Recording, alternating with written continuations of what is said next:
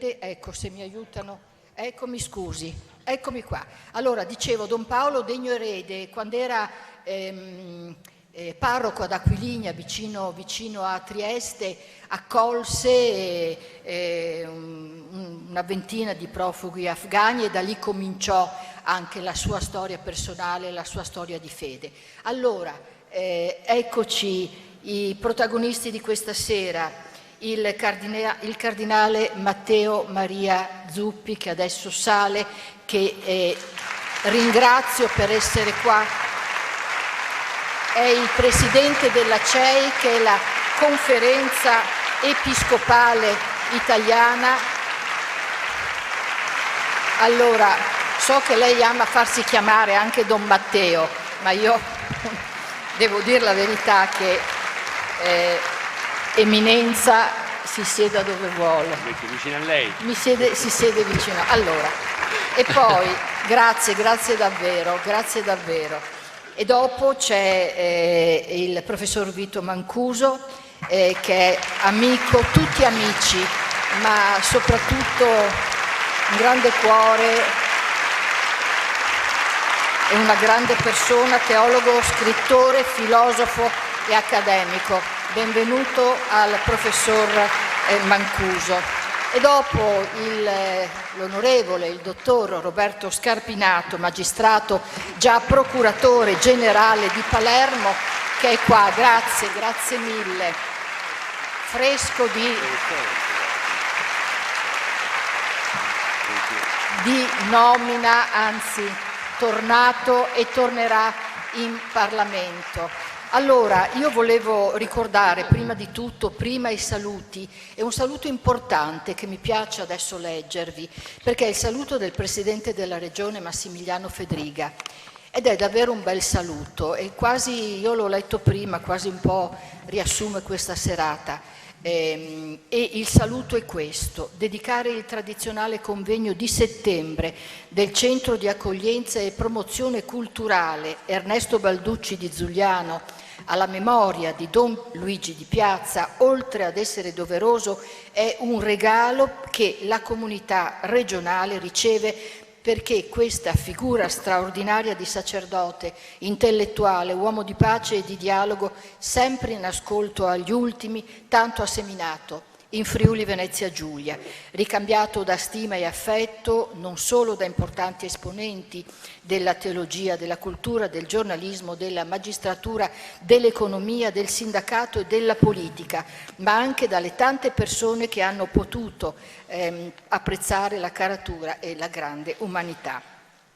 Protagonista della scena regionale, continua ancora il Presidente Fedriga, ha speso tutta la sua vita per gli altri, una figura che ha avuto un ruolo importante e sempre riconoscibile sul piano spirituale e sociale. Sarà dunque un momento speciale ricordarlo, ma soprattutto capire quale ne sia l'eredità da cogliere e far germogliare. Con costanza e rigore Don Pierluigi di Piazza ha costruito percorsi di pace, di giustizia e di solidarietà, facendo crescere il centro Balducci di Giuliano dal lontano 1989 fino a farlo diventare una realtà conosciuta e apprezzata oggi in tutto il mondo per la sua accoglienza e per la sua forza di diffusione culturale. È stata una casa in cui molti hanno trovato ascolto, accoglienza e una concreta possibilità di integrazione. Tutto questo patrimonio va garantito e, se possibile, rafforzato, sempre sotto l'ispirazione del suo fondatore. Oltre quindi a ringraziare vertici e volontari del centro e i prestigiosi ospiti che arricchiranno i contributi di questo convegno, l'amministrazione regionale, che ho l'onore di presiedere, sarà a fianco di chi potrà raccogliere la sua testimonianza, eredità preziosa e impegnativa per chiunque. In vita Don Pierluigi è stato anche un sacerdote scomodo, osteggiato, che ha conosciuto la marginalizzazione, perché ha richiamato sempre in tutti scelte etiche e politiche che hanno scosso le coscienze. Spero che le sue opere, conclude Massimiliano Fedriga, e i suoi semi continueranno a portare frutto lontano da ogni terra di ipocrisia. Come ci ha ricordato Don Ciotti, da una singola scintilla di consapevolezza può infatti sorgere un domani più radioso. Buon convegno, Massimiliano Fedriga.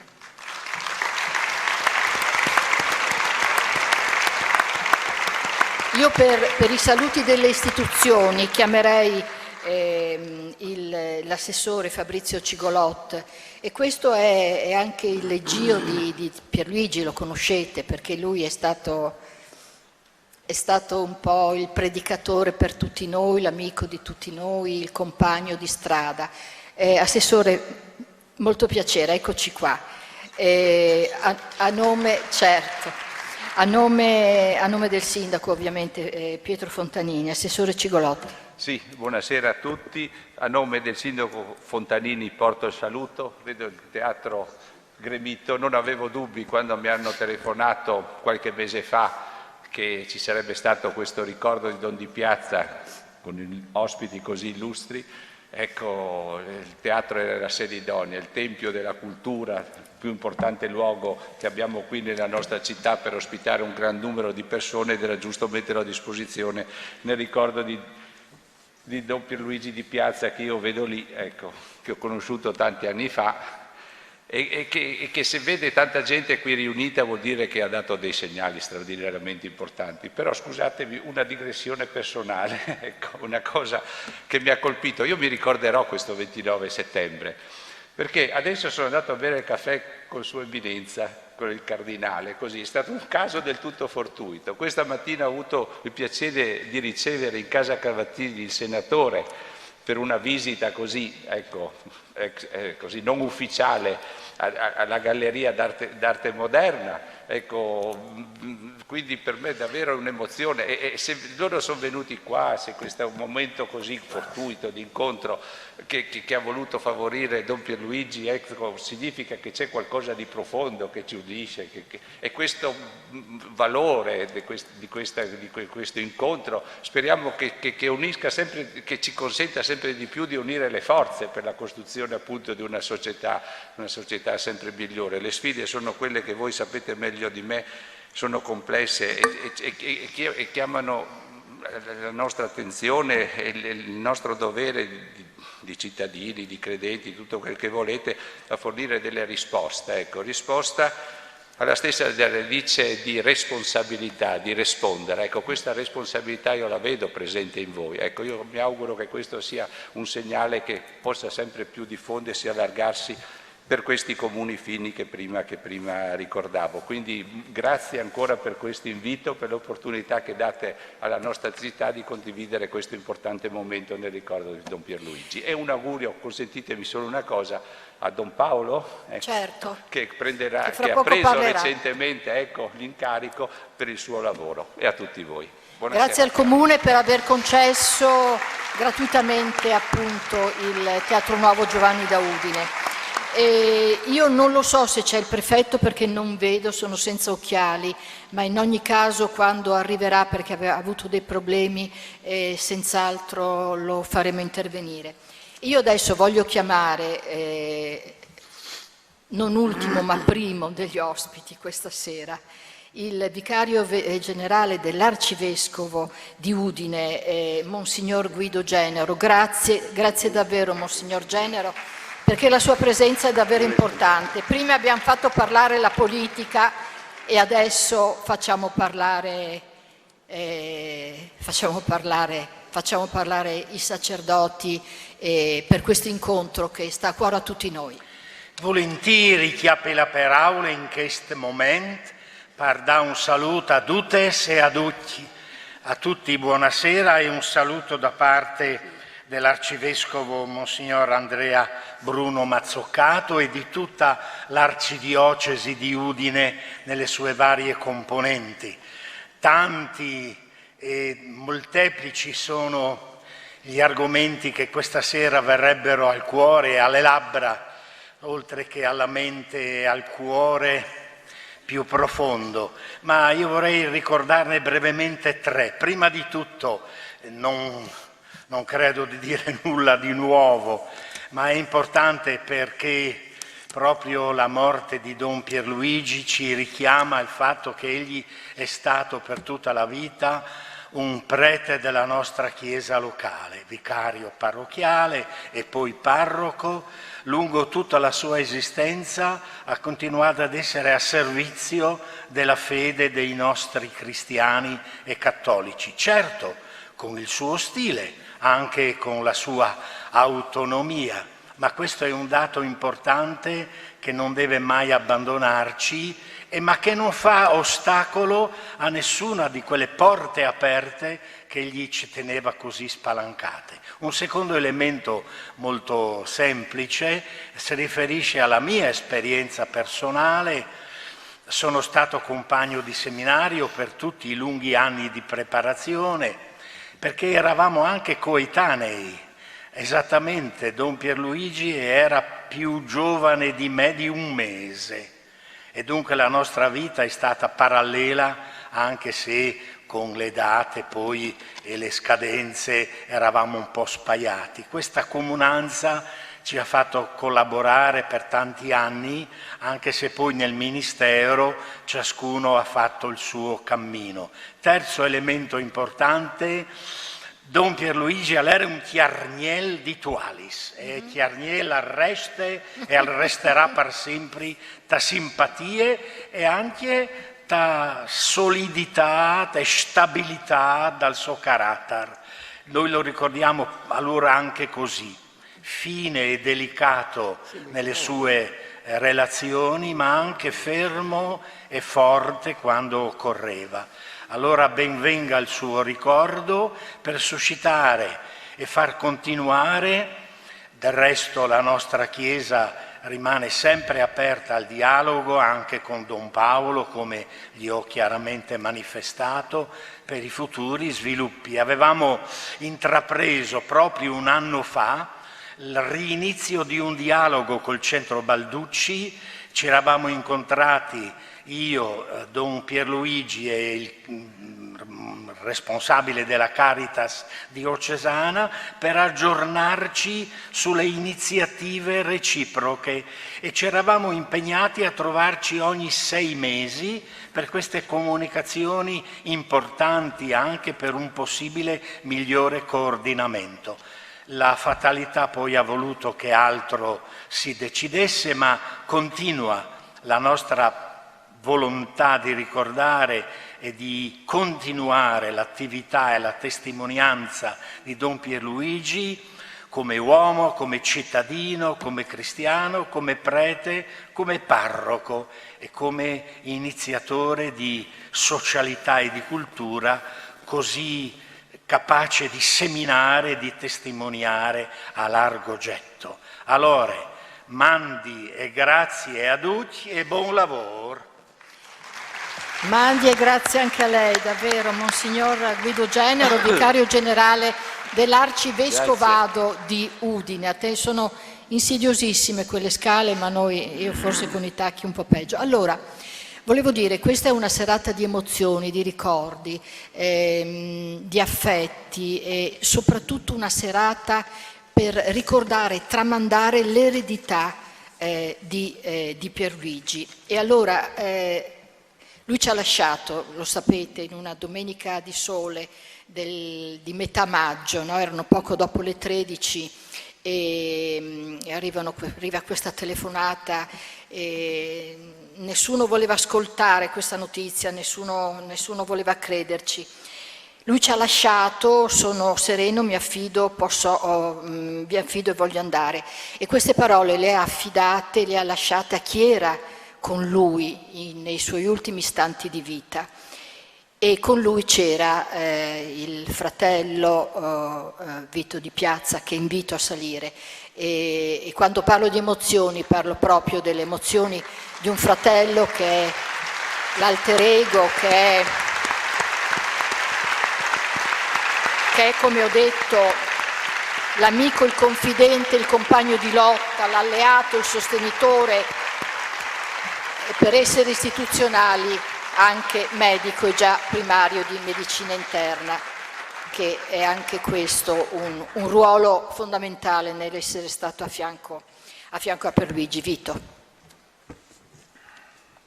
Buonasera a tutti. E come avrebbe detto Pierluigi, da questo ambone, che era quello da anni utilizzato per l'inaugurazione del convegno qui al Teatro di Udine, e come diceva Pierluigi, il saluto più cordiale a ciascuno e a ciascuna di voi. E la serata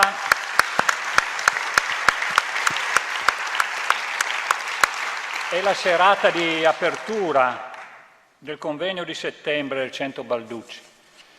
29 edizioni sono state organizzate da mio fratello, con l'intelligenza, l'umiltà, la fede, il rispetto per gli altri e la determinazione che lo hanno sempre caratterizzato e contraddistinto. Piccoli segni è il titolo di questo convegno, la forza dell'utopia in cammino con Pierluigi Di Piazza. Mi ricordo a Viano, un sabato sono andato a trovarlo nel letto dell'ospedale, Pierluigi, che pensava questa sera ovviamente di essere qui e speravo anch'io, poi la malattia ha avuto un andamento che è stato veramente critico. Pensava di organizzare il convegno di settembre di quest'anno sulle figure di Turoldo e Pasolini e spero che si potrà fare qualcosa o durante l'anno oppure anche per il prossimo anno sul segno di questa sua volontà. I piccoli segni che Pierluigi ha seminato sono diventati grandi alberi, con grandi chiome e tanti frutti. Altri semi sono ancora nella terra e altri sta continuando a seminare da Tualis, il nostro paese d'origine. Ringrazio Giampaolo Carbonetto e chi lo ha affiancato per aver organizzato questo convegno.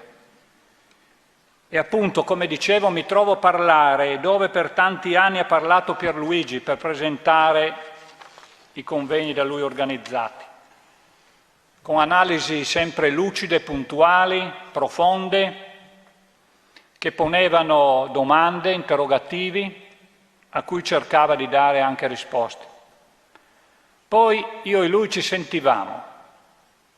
Quando io rientravo a Tolmezzo e lui a Giuliano, ogni volta per dirci com'era andata la prima serata, per una sintesi su questa serata.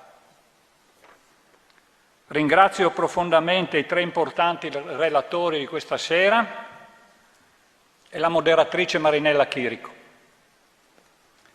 Marinella Chirico è una giornalista, come saprete molti di voi, della telegiornale della Rai 3 regionale.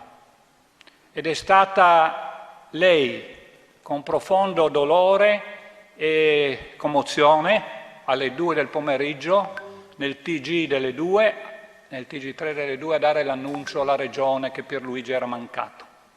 E poi la sera, nel telegiornale serale, ha fatto un lungo servizio, con le interviste a Don Mario Vatta e a Don Luigi Ciotti. Io la ringrazio molto per l'amicizia, la collaborazione che ha avuto in tutti gli anni con mio fratello. Grazie Marinella. Ma poi Marinella Chirico ha anche curato un libro, io credo, edito da Nuova Dimensione, dialogo tra un ateo in questo caso Margherita Hack, e un prete, Pierluigi Di Piazza, e lei l'ha curato. Invito tutti a leggere questo libro perché è un libro importante. E ultimamente mi ritrovo a leggere un passaggio di questo libro estremamente significativo e denso, che è questo, dice Pierluigi: mi piacerebbe poter vivere una morte consapevole, per avere coscienza della fine. Se arrivassi a una condizione tale che mi spingesse un giorno a dire a mio fratello medico: Vito, lasciami andare, vado in pace, credo che sarebbe un momento profondo, il più profondo di umanità e di fede. Andare affidandosi a Dio che accoglie. Ed è successo proprio così, come lui probabilmente prefigurava. e ci siamo stati vicini anche in quel momento come in tutta la vita. Saluto con cordialità massima il cardinale Matteo Maria Zuppi, vescovo di Bologna e presidente della CEI. La sua è una presenza straordinaria, mi permetta di dirlo. Lei ha conosciuto mio fratello quando è venuto a parlare a Bologna. Mi ha anche detto che lei per Bologna va in bicicletta e questo per una persona come lei credo sia un fatto indubbiamente rilevante nell'economia dei vescovi, dei cardinali e di tutto l'ambito ecclesiale. Lei è stato nominato presidente della CEI il 24 maggio, 9 giorni dopo che Pierluigi ci ha lasciati. Lo sa anche lei, e glielo ridico, che mio fratello avrebbe gioito e sarebbe rimasto molto contento per questa nomina. L'avrebbe considerata un passo avanti importante per la Chiesa italiana. Lei è un uomo di Papa Francesco e Pierluigi ha nominato Papa Francesco più di ogni altro qui in Friuli e sicuramente anche in Italia. Pierluigi era rimasto scosso dalla morte di David Maria Sassoli, presidente del Parlamento europeo, una grande persona. Manca molto anche lui, sono andati via tanti bravi persone insostituibili. Ha seguito in diretta in televisione, ci siamo sentiti dopo perché io rientravo dall'ambulatorio, la messa del funerale da lei celebrata e le ha mandato un messaggio in cui le diceva di aver apprezzato la profondità e la semplicità dell'Eucarestia e la sua riflessione sul Vangelo delle Beatitudini che era nella messa di quel giorno. E lei gli ha risposto l'indomani a questo, e io ho letto il suo messaggio. La sua presenza questa sera per me, per la mia famiglia, per tutti, è una grande testimonianza. Sottolinea che in fondo ha apprezzato il modo di essere prete e di essere fedele al Vangelo di mio fratello e quello che ha saputo costruire. Grazie di cuore.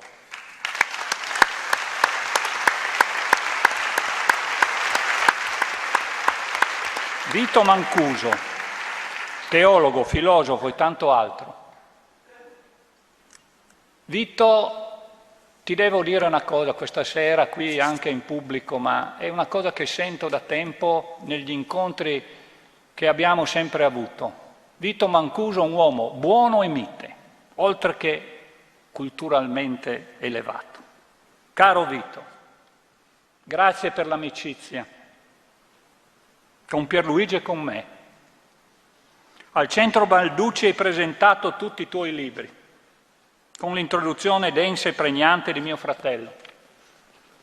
E il 23 aprile, dopo che ha parlato Pierluigi, hai espresso la tua riflessione su padre Balducci, nel 30° anniversario della sua morte.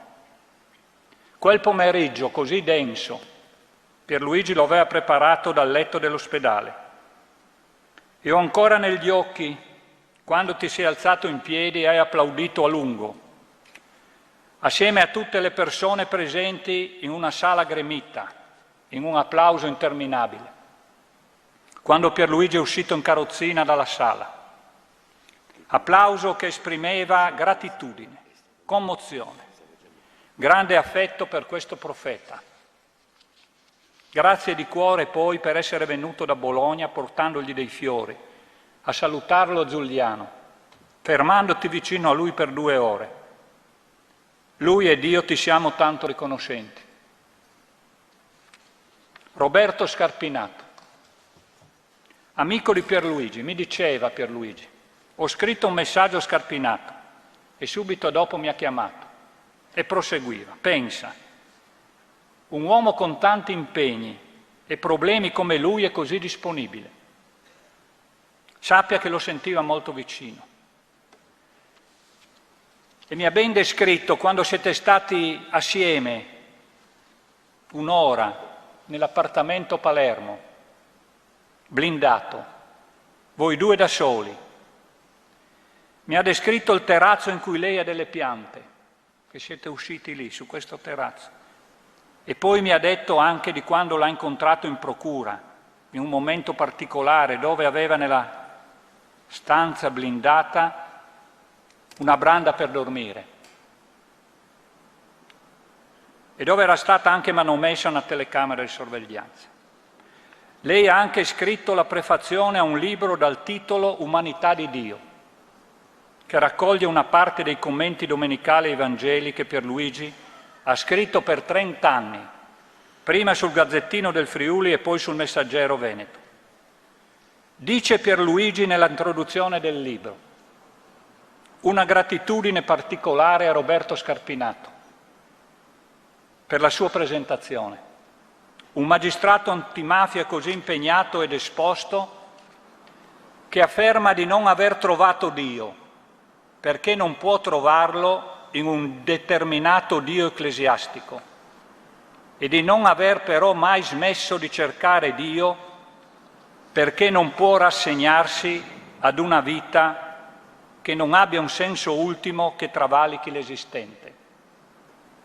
Questo interrogativo aperto su Dio lo deve alla testimonianza di uomini e donne diversi da lui, ma che si battono all'interno della Chiesa per tenere in vita l'insegnamento del Dio di Gesù, che si è schierato dalla parte degli ultimi. Questo era Pierluigi. E lei, Scarpinato, sempre nella prefazione del libro, scriveva: in sintesi, i commenti ai Vangeli di Pierluigi ricompongono una pedagogia per una predicazione e una fede autentica, ricordando a tutti, credenti e non, che noi siamo le nostre scelte di vita e che la quintessenza di ogni etica consiste nello scegliere, esattamente quel che scrisse un grande vescovo brasiliano, il quale sulla facciata della sua cattedrale aveva fatto dipingere la frase: il mondo si divide fra oppressori ed oppressi. Tu, cristiano che stai per entrare, da che parte stai? Nel libro Pierluigi mi ha scritto questa dedica: a Vito, nella profonda sintonia e nel cammino quotidiano. E aggiungo io che continua. Era il 15 aprile 2012. Dice ancora, e concludo, Pierluigi: sogno e mi impegno per una umanità in cui la dignità di ogni persona sia riconosciuta e promossa. Il mio nemico è l'indifferenza. A voi tutti e tre e alla giornalista Marinella Chirico il mio e nostro grazie più profondo, con stima e commozione. Grazie.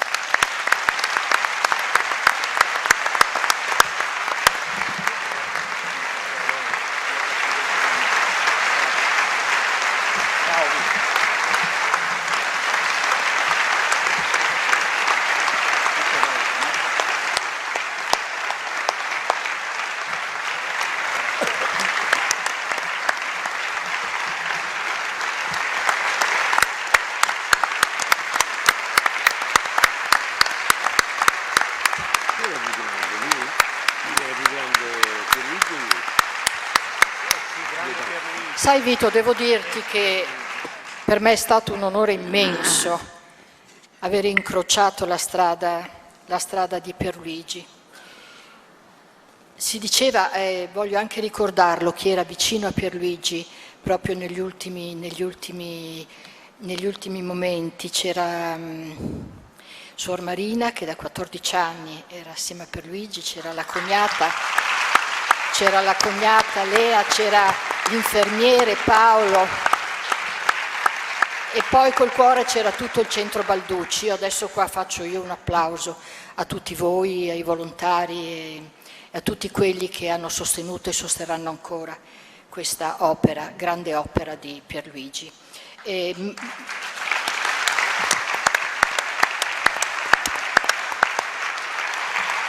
Io adesso chiamo l'erede, il presidente del centro Balducci, Don Paolo Iannacone, presidente del centro di accoglienza Ernesto Balducci. E intanto che Paolo tu sali, volevo ricordare, parlando appunto di questo libro, volevo ricordare un po' com'era Pierluigi durante i tanti incontri, tantissimi che abbiamo fatto per il libro, ho avuto 5 ristampa. Io parlavo di un incontro tra il diavolo e l'acqua santa, allora la Margherita parlava e a un certo punto in un incontro un ragazzo le chiede ma se lei quando muore poi alla fine e niente lo trova, c'è, Dio c'è, che cosa gli dice? Gli potrà dire e lei rispose, ah vedi, allora è vero che c'eri, aveva ragione Pierluigi. Ecco, allora questo era questo incontro grandissimo che volevo ricordare solo con piccoli aneddoti. Paolo.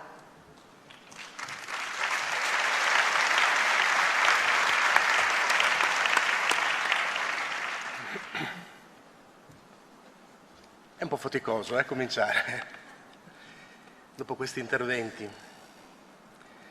Mi permetto di salutare quindi le autorità presenti, gli ospiti illustri di questa sera, così come tutti voi, così numerosi, presenti al Teatro Nuovo Giovanni da Udine, e a chi è collegato anche in diretta con Telefriuli o sul canale YouTube del Centro Balducci.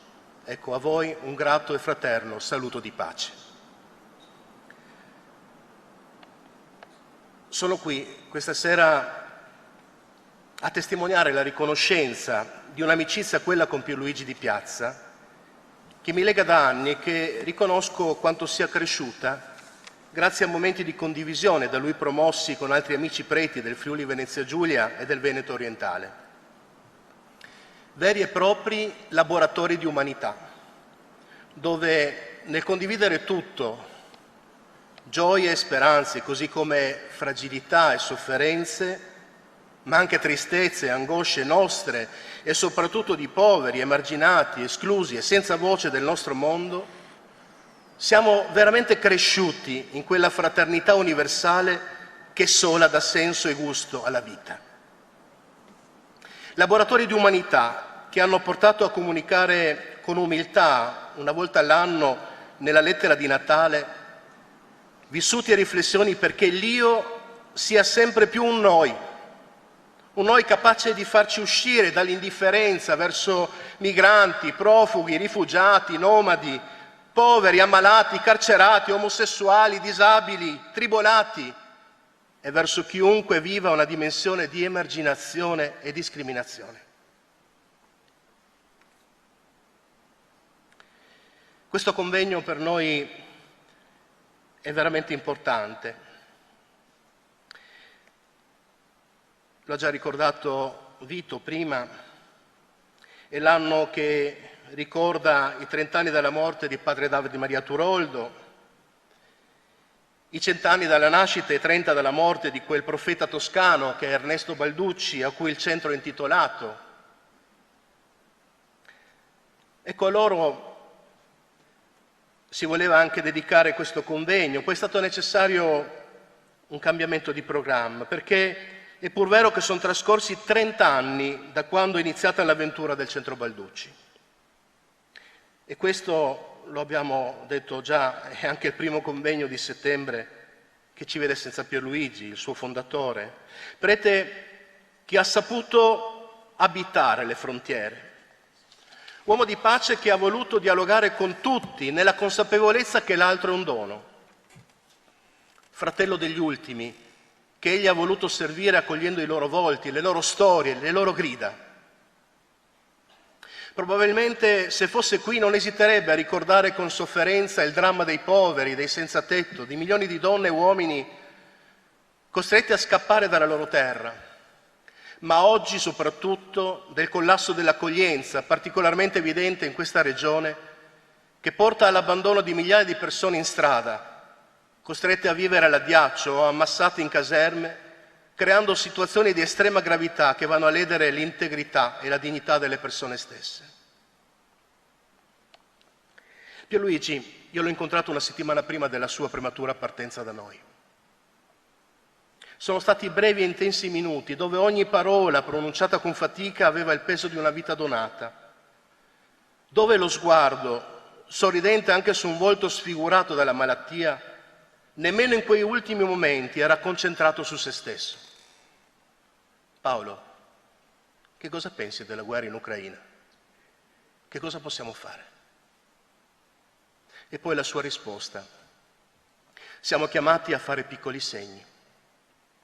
Ecco, piccoli segni, che anche il titolo voluto per questo convegno è la cifra di un'esperienza di accoglienza a 360 gradi, un segno profetico che riguarda il senso stesso della vita, eppure è un segno fragile, piccolo, per non cadere nel delirio di onnipotenza, per avere la consapevolezza che, se è importante, il nostro contributo è pur sempre una goccia nell'oceano. Eppure, affermava Madre Teresa di Calcutta, l'oceano è fatto di gocce. È in questa fragilità che sta la grandezza di un segno, qual è il Centro Balducci, che orienta come un faro nella notte, spalanca l'orizzonte di una chiesa col cuore in mano, che non si fa recinto esclusivo ed escludente, ma grembo materno, albero sotto le cui fronde ciascuno possa trovare ombra e ristoro. Una chiesa con la C maiuscola, universale, che supera le appartenenze confessionali, che vive di tutto quello che avete fatto a uno solo di questi miei fratelli più piccoli, l'avete fatto a me. È per questo motivo che questa sera è particolarmente gradita la presenza di Don Matteo Zuppi, che a nome dei vescovi italiani può indicarci il sogno di Chiesa che sta maturando in questi anni difficili e complessi da tanti punti di vista. Da parte nostra, come Centro Balducci, ci sentiamo in dovere di dare continuità a questi piccoli segni. Come solo qualche settimana fa ci ricordava proprio Vito Mancuso, con fedeltà e nella creatività rispetto a quanto la storia di volta in volta ci chiede. Questo è un periodo in cui sentiamo molto il richiamo al realismo. E più andiamo a fondo e più scopriamo che spesso il realismo a cui ci si richiama è l'indifferenza, il pragmatismo, il cinismo, la crudeltà. Ecco, non vogliamo rassegnarci a questo realismo senza speranza, a questo realismo senza futuro. Per questo, nel sottotitolo del convegno, abbiamo voluto un chiaro richiamo alla forza dell'utopia. Utopia intesa non come non luogo. E allora permettetemi di richiamare una frase che Pierluigi ha pronunciato in una delle sue ultime interviste. Oggi l'unico realismo possibile è l'utopia. Oggi vivere l'utopia significa vivere un'idealità di situazioni non ancora realizzate, stando proprio all'etimologia di utopia, un luogo non ancora abitato ma abitabile. Questo ci traina verso il futuro. Io non ho un'accezione di utopia in termini negativi come tanti altri. Per me l'utopia è qualcosa di caldo, di vero, di coinvolgente. Tantissime sono le esperienze di bene, continua Don Pierluigi, positive sulla faccia della terra. Io credo che dobbiamo cogliere i segni positivi come nutrimento della speranza, dell'utopia, cioè diffondere il bene e comunicare che il bene è possibile e diventa una messa in discussione dell'ordine ingiusto attuale. Allora capite quanto importante potrebbe essere questo nostro convenire per chiunque, a partire dai soci e dai volontari che oggi come non mai hanno bisogno di riacquistare forze ed energie per continuare il viaggio seguendo quella idealità e acquisendo la forza di quell'utopia che viene dal Vangelo vissuto e incarnato nella storia. Termino citando una frase di Don Tonino Bello. Dobbiamo promuovere l'utopia, altrimenti le nostre comunità saranno soltanto le notaie dello status quo e non le sentinelle profetiche che annunciano cieli nuovi e terra nuova. È per questo che siamo qui, insieme. Buon convegno.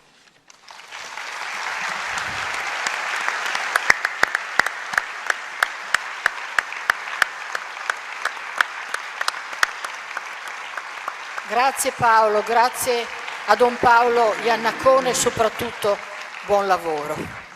Allora, io volevo ricordare al Cardinale che per ordine di Vito lei sarà l'ultimo a intervenire, così Poi chiuderemo. dicono che i cardinali non obbediscono. Lei deve obbedire, ok? Io volevo ricordare, prima di chiamare gli altri ospiti, che questo 30° convegno ha come titoli appunto Piccoli segni, la forza dell'utopia in cammino con Pierluigi Di Piazza, ma che questa serata ha come titolo Nel cuore dell'umanità, storia di un percorso di vita, perché tutti gli incontri, 4 giornate di incontri, prenderanno spunto dai libri di Pierluigi. Allora, questo è proprio l'ultimo libro ed è il primo incontro, quello di stasera, ed è un libro che racconta proprio l'uomo, il sacerdote, racconta l'immensa eredità di Pierluigi Di Piazza. Io ringrazio anche Nuova Dimensione, ringrazio anche Vittorio Anastasia per averci accolto me con questo libro, accolto Pierluigi con queste testimonianze. Queste pubblicazioni sono state davvero importanti, lo dico perché i libri sono sempre molto importanti. Allora, io chiamo adesso il professor Vito Mancuso, teologo, scrittore, filosofo, accademico, che salirà appunto dove per 29 anni è stato protagonista Pierluigi. È grande amico, lo sapete, lo avete sentito, e lascio a lui la parola.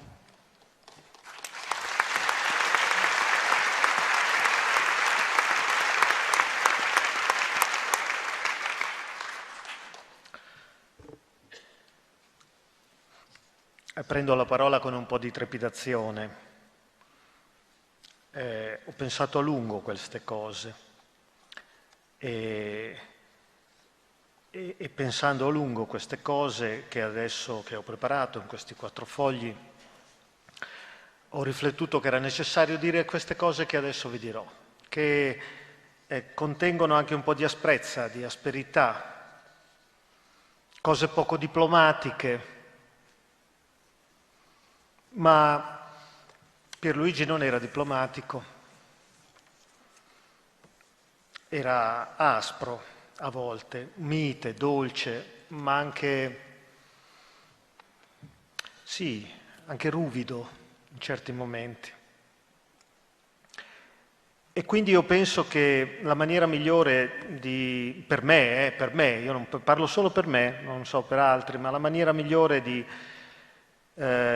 onorare il suo ricordo è quello di non cedere neanche un po' alla diplomazia, ai compromessi un po' al ribasso e dire le cose così schiettamente, come del resto come io faccio sempre e come Pierluigi amava sentire e praticare lui in prima persona.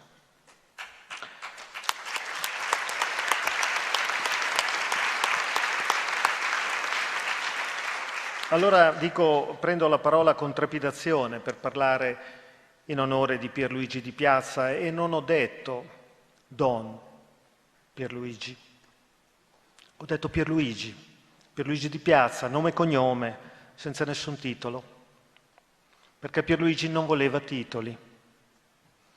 Ha scritto nel suo libro intitolato Fuori dal Tempio, che citerò spesso insieme anche ad altri libri, credo in una Chiesa che si liberi una volta per sempre dei titoli nobiliari di Eminenza, Eccellenza, Monsignore, Sua Santità. E sempre in quel libro si chiese cosa c'entrasse Gesù con i titoli ecclesiastici, una domanda retorica per lui, la cui risposta infatti fu nulla. È solo senza titoli, infatti, che si attinge alla vera umanità, Né titoli ecclesiastici, né di studio, professore, teologo, filosofo, né di studio, né di altro genere, tantomeno quelli del potere, i titoli del potere, per esempio presidente, per esempio direttore. Questo vale per ogni tipo di potere, sapete, ogni tipo,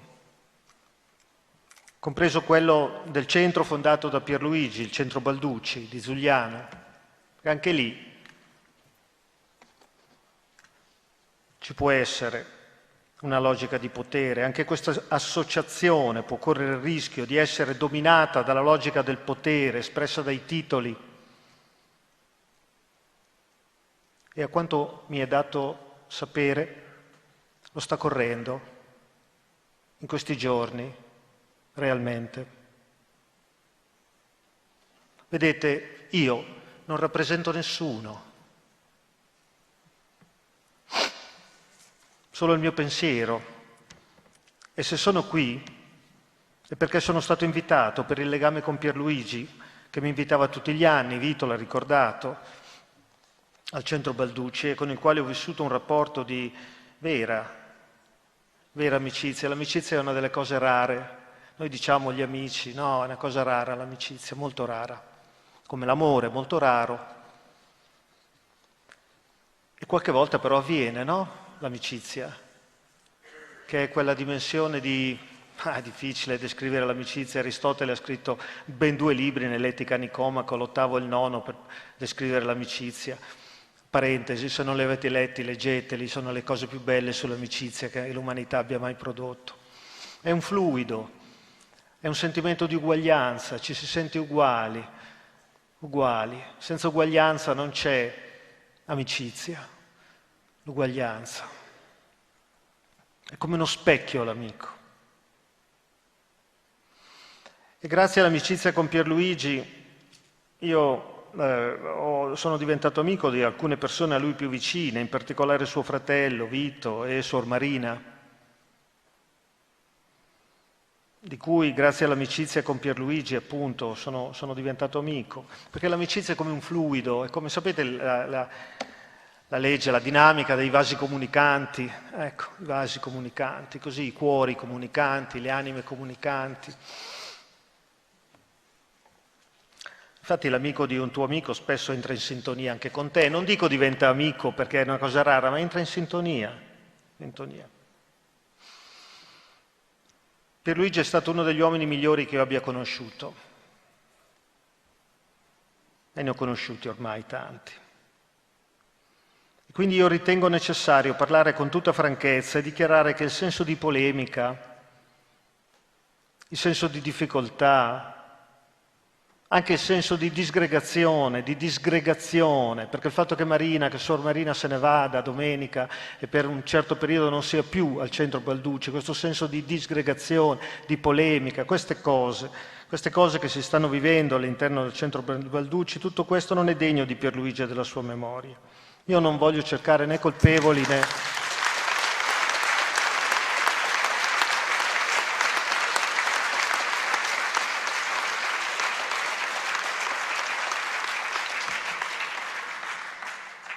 Non si tratta di fare l'elenco dei buoni e dei cattivi, si tratta di pensare a questa grande eredità che consiste, adesso lo dirò, nel senso di umanità, e questa è l'eredità di Pierluigi, nell'onestà profonda, nell'onestà intellettuale, nel desiderio di verità, nel non fare l'attore, mai.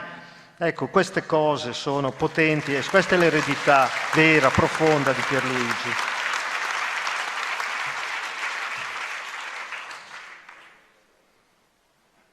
Io non vorrei che si stesse verificando la triste realtà che Pierluigi descriveva nel suo libro Fuori dal Tempio, a pagina 13, parlando di coloro che egli definiva funzionari,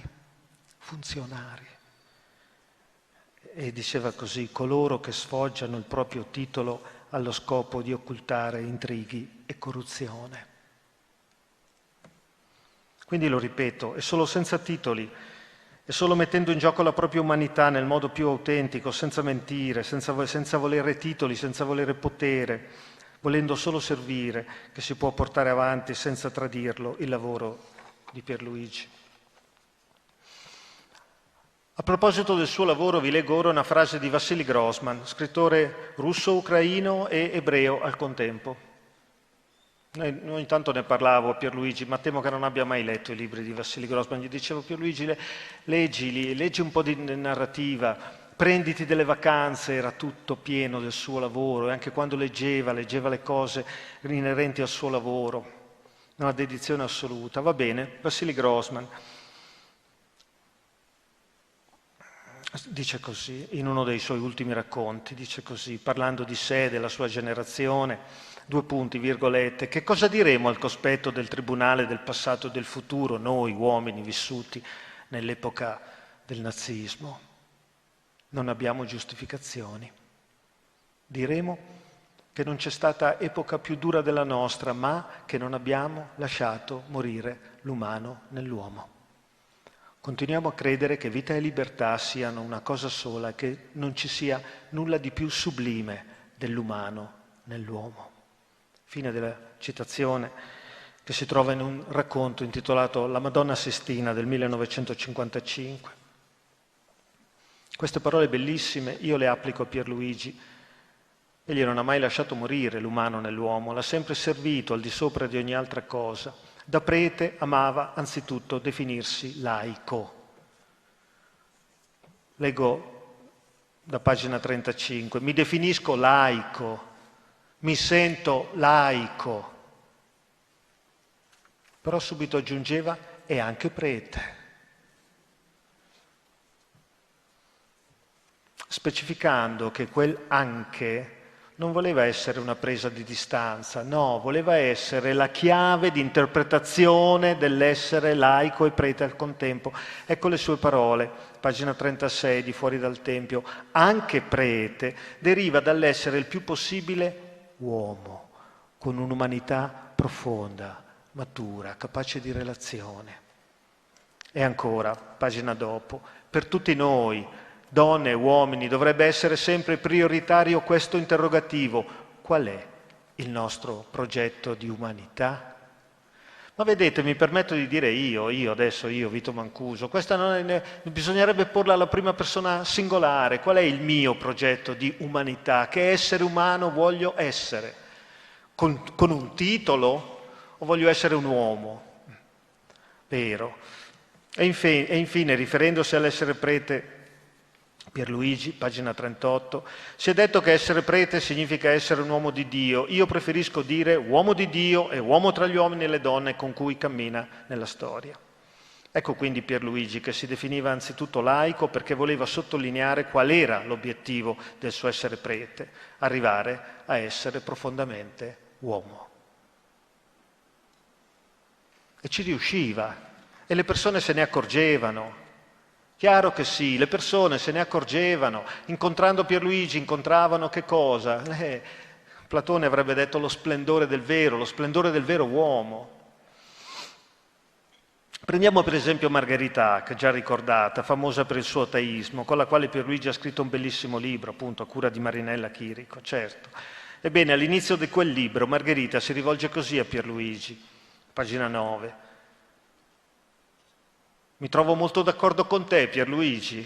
Ho letto il tuo libro Fuori dal Tempio e condivido la tua visione sui fondamenti della vita. È un libro che avrei potuto scrivere io.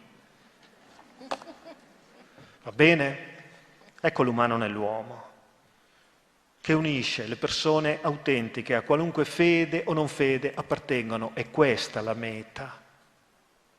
Poi uno ci può arrivare da sinistra, uno da destra, uno credendo, uno non credendo, uno credendo in Gesù Cristo, l'altro nel Buddha, eccetera, eccetera, ma o arrivi lì, all'umano nell'uomo, o non serve a niente tutto quello che hai fatto prima. Ma io adesso vi vorrei parlare delle spine e delle fonti di energia di Pierluigi, cioè di che cosa lo addolorava di più e di che cosa gli dava forza, conferendogli il coraggio e la determinazione di andare avanti. Tra le sue spine ne nomino 3: l'ingiustizia del mondo, l'isolamento di cui era oggetto da parte della sua Chiesa, l'affettività. Per quanto riguarda l'ingiustizia del mondo, egli ha scritto, 2 punti, virgolette, pagina 47 di Fuori dal Tempio: vivo nel profondo uno sdegno etico. Ricordate il volto di Pierluigi? Ecco, spesso questo sdegno traspariva dal suo sguardo, dall'insieme del suo volto, spesso imbronciato, un po' chiuso, non senza, ripeto, qualche cenno di asprezza, qualcosa di molto friulano mi pare. E ho visto la stessa atmosfera sul volto di Turoldo. Pasolini non l'ho visto, ovviamente, ero bambino quando lo uccisero, non ho avuto modo di vederlo di persona, ma dalle immagini televisive, dalle foto ritrovo la medesima disposizione. Sì, l'indignazione che viene da chi crede nel bene, da chi crede nell'ingiustizia e vede spesso trionfare il contrario del bene, il contrario della giustizia. E allora lo sdegno, una spina quotidiana. Seconda spina, la solitudine a causa dell'isolamento da parte della Chiesa. Quante volte me ne parlava, quante volte. Ma lascio la parola a lui, cito diffusamente dal pagina 87-88 dal suo libro Il mio nemico e l'indifferenza. Parole sue. Procedo in sostanziale solitudine. È molto rara la visita di preti, religiosi, suore, nel centro Balducci, di fatto è come se io non esistessi. Lo conferma un episodio che mi ha ferito. Nel maggio 2015 un rappresentante della Chiesa diocesana è venuto in paese, si è fermato per circa un'ora per incontrare delle persone a 100 metri dal centro Balducci e non è venuto a salutare né me né nessun altro. Qualche mese fa poi la diocesi ha promosso 4 giornate di studio sul fenomeno delle migrazioni e anche stavolta nessun invito, come se il centro Balducci non esistesse né io ci vivessi. Pagina 87-88 del libro Il mio nemico l'indifferenza, la terza, 2016. Potrei ricordare anche altri episodi. Uno lo addolorò particolarmente, l'essere quasi inquisito dalla Congregazione per la dottrina della fede. Quanto ho sofferto per Luigi per questa cosa. Ma mi fermo qui. La terza spina riguardava l'affettività. Sì, l'affettività. Si potrebbe anche dire la sessualità. Al cui proposito, riferendosi al celibato sacerdotale, Pierluigi ha scritto, leggo fuori dal Tempio, pagina 81, è una legge della Chiesa impormelo. Questa dialettica interiore ha comportato e continua a comportare nella mia vita, e in verità anche in quella di molti altri preti, di religiosi e di religiose, una fatica tutt'altro che facile da gestire. L'amore rivolto a tutti in modo generico rischia di non essere autentico per nessuno. Poco più avanti, questa è pagina 81, a pagina 83, diceva una Chiesa cattolica in cui ci fossero preti celibi, preti sposati e donne prete, accrescerebbe di per sé la ricchezza delle esperienze spirituali, umane, culturali, l'apertura, il pluralismo, la verità.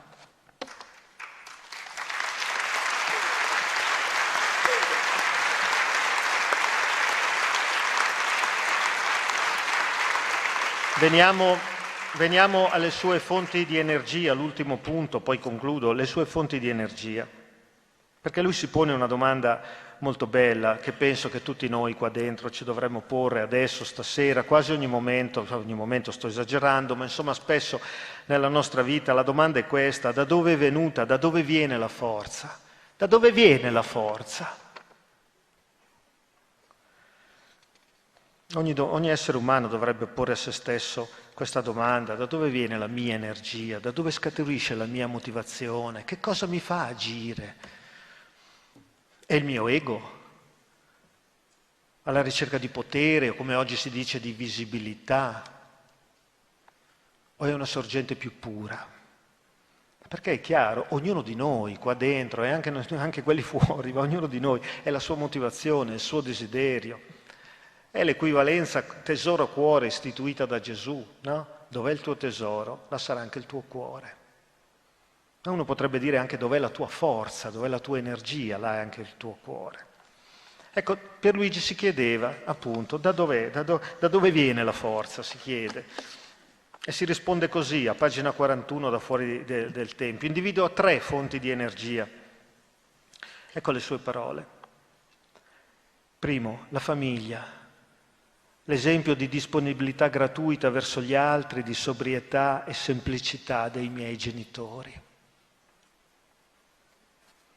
Secondo, il riferimento a Gesù e al suo Vangelo. 3.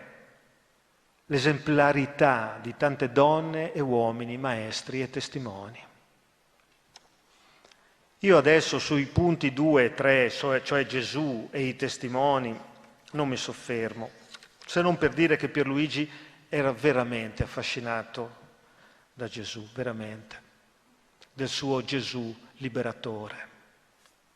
Quello della pagina di Luca 4, Vangelo di Luca, il terzo, capitolo 4, il famoso discorso nella sinagoga di Nazareth, che lui scelse quale Vangelo della sua prima messa, il Gesù liberatore. E sul punto 3 ricordo tanti nomi di uomini e di donne, autentici testimoni del Vangelo, mi limito agli italiani. Quante volte lui ha citato questi nomi: Primo Mazzolari, Papa Giovanni XXIII, Don Milani, Padre Turoldo, Padre Balducci, Don Tonino Bello, Don Puglisi, Don Peppe Diana, Giorgio Lapira, Don Ciotti, Don Gallo, e adesso Papa Francesco naturalmente, e tra i non credenti Pierpaolo Pasolini e Margherita Hack. Mi soffermo più a lungo sul punto 1, la famiglia. Vi leggo adesso questo brano di Pierluigi, 10 righe, e poi concludo. In queste 10 righe c'è secondo me tutto il candore della sua anima e c'è anche qualcosa di più, come vedrete. Durante le estati, mio fratello Vito e io contribuivamo al lavoro nei prati insieme a mia madre e a mio padre. Proprietari di qualche fazzoletto di terra, per lo più si lavorava sui prati presi in affitti, insieme ad un fienile dove portare a catastare il fieno, che poi i miei genitori dovevano trasportare con ulteriore fatica nel nostro piccolo fienile sovrastante la stalla, dove si allevavano 2 o 3 mucche. Una, appena cresciuta, si vendeva per poter sostenere i nostri studi. Questo per anni. Alle volte i prati erano lontani e il tragitto, gravato dal peso della gerla con il covone del fieno, era piuttosto lungo. Si arrivava a destinazione con il fiatone, talvolta con le gambe molli, madidi di sudore. Io ero contento, orgoglioso di portare sulle spalle quei carichi di fieno e camminando ora in salita ora in discesa andavo sviluppando dentro di me il senso della giustizia, l'impegno e la voglia di affermarla. E conclude così: questo impegno e questa voglia continuano ad abitarmi.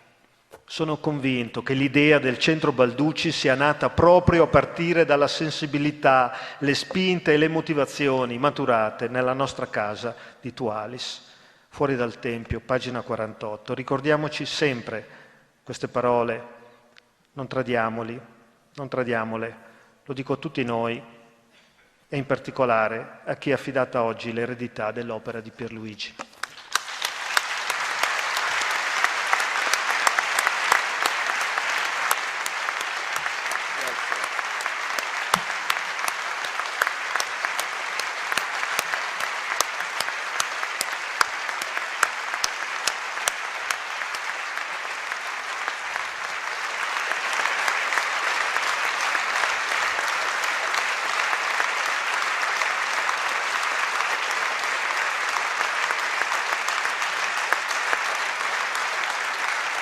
Non tradiamo Pierluigi. Grazie Vito Mancuso, grazie davvero. Ricordando appunto che, come ha ricordato anche il professor Mancuso, era un uomo molto amato ma anche molto osteggiato, era un uomo, era un prete considerato progressista, ma lui ricordava sempre che era solo un uomo di fede che si rifà al buon samaritano del Vangelo. l'umano nell'uomo, la gente se ne accorgeva, è proprio vero. Grazie, grazie.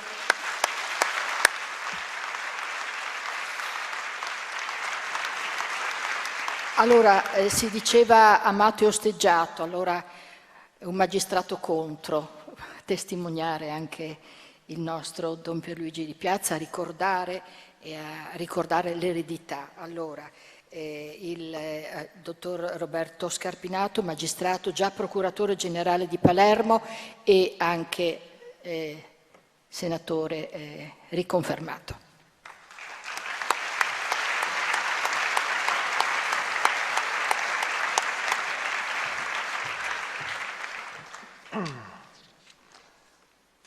Vi ringrazio per avermi invitato questa sera a ricordare Pierluigi, al quale ho voluto molto bene. Nonostante la diversità delle nostre esperienze di vita, io e Pierluigi, conoscendoci, abbiamo scoperto di avere in comune alcuni tratti molto significativi. Pierluigi aveva scelto di diventare sacerdote e di vivere questo ruolo con una coerenza radicale con il messaggio evangelico di Gesù e la sua portata rivoluzionaria, schierandosi quindi dalla parte degli ultimi e assumendo posizioni fortemente critiche nei confronti di chi per brama di potere, per acquiescenza all'ordine costituito, per indifferenza, è corresponsabile della sofferenza che provochiamo a tanti nostri simili. Io a mia volta, all'età di 25 anni, avevo deciso di dare le dimissioni da dirigente della Banca d'Italia, di rinunciare a una vita tranquilla e agiata e di andare al fronte, entrare in magistratura e andare a Palermo, unendomi a Falcone e Borsellino nella prima linea di fuoco nello scontro con un sistema di potere mafioso che allora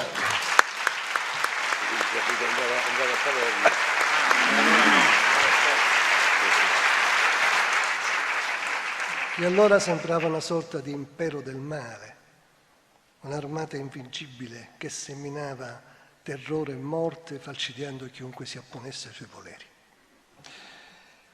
Due modi diversi nelle modalità, ma uguali nella sostanza, di impegnarsi in prima persona dinanzi alla realtà del male, del dolore e della ingiustizia generata dalla brama di potere e di ricchezza di pochi ai danni di tanti. Due modi diversi ma uguali di essere innamorati del destino degli altri. Un altro fattore che avevamo scoperto che ci accomunava era che entrambi eravamo considerati nei nostri rispettivi ambienti personaggi scomodi e problematici.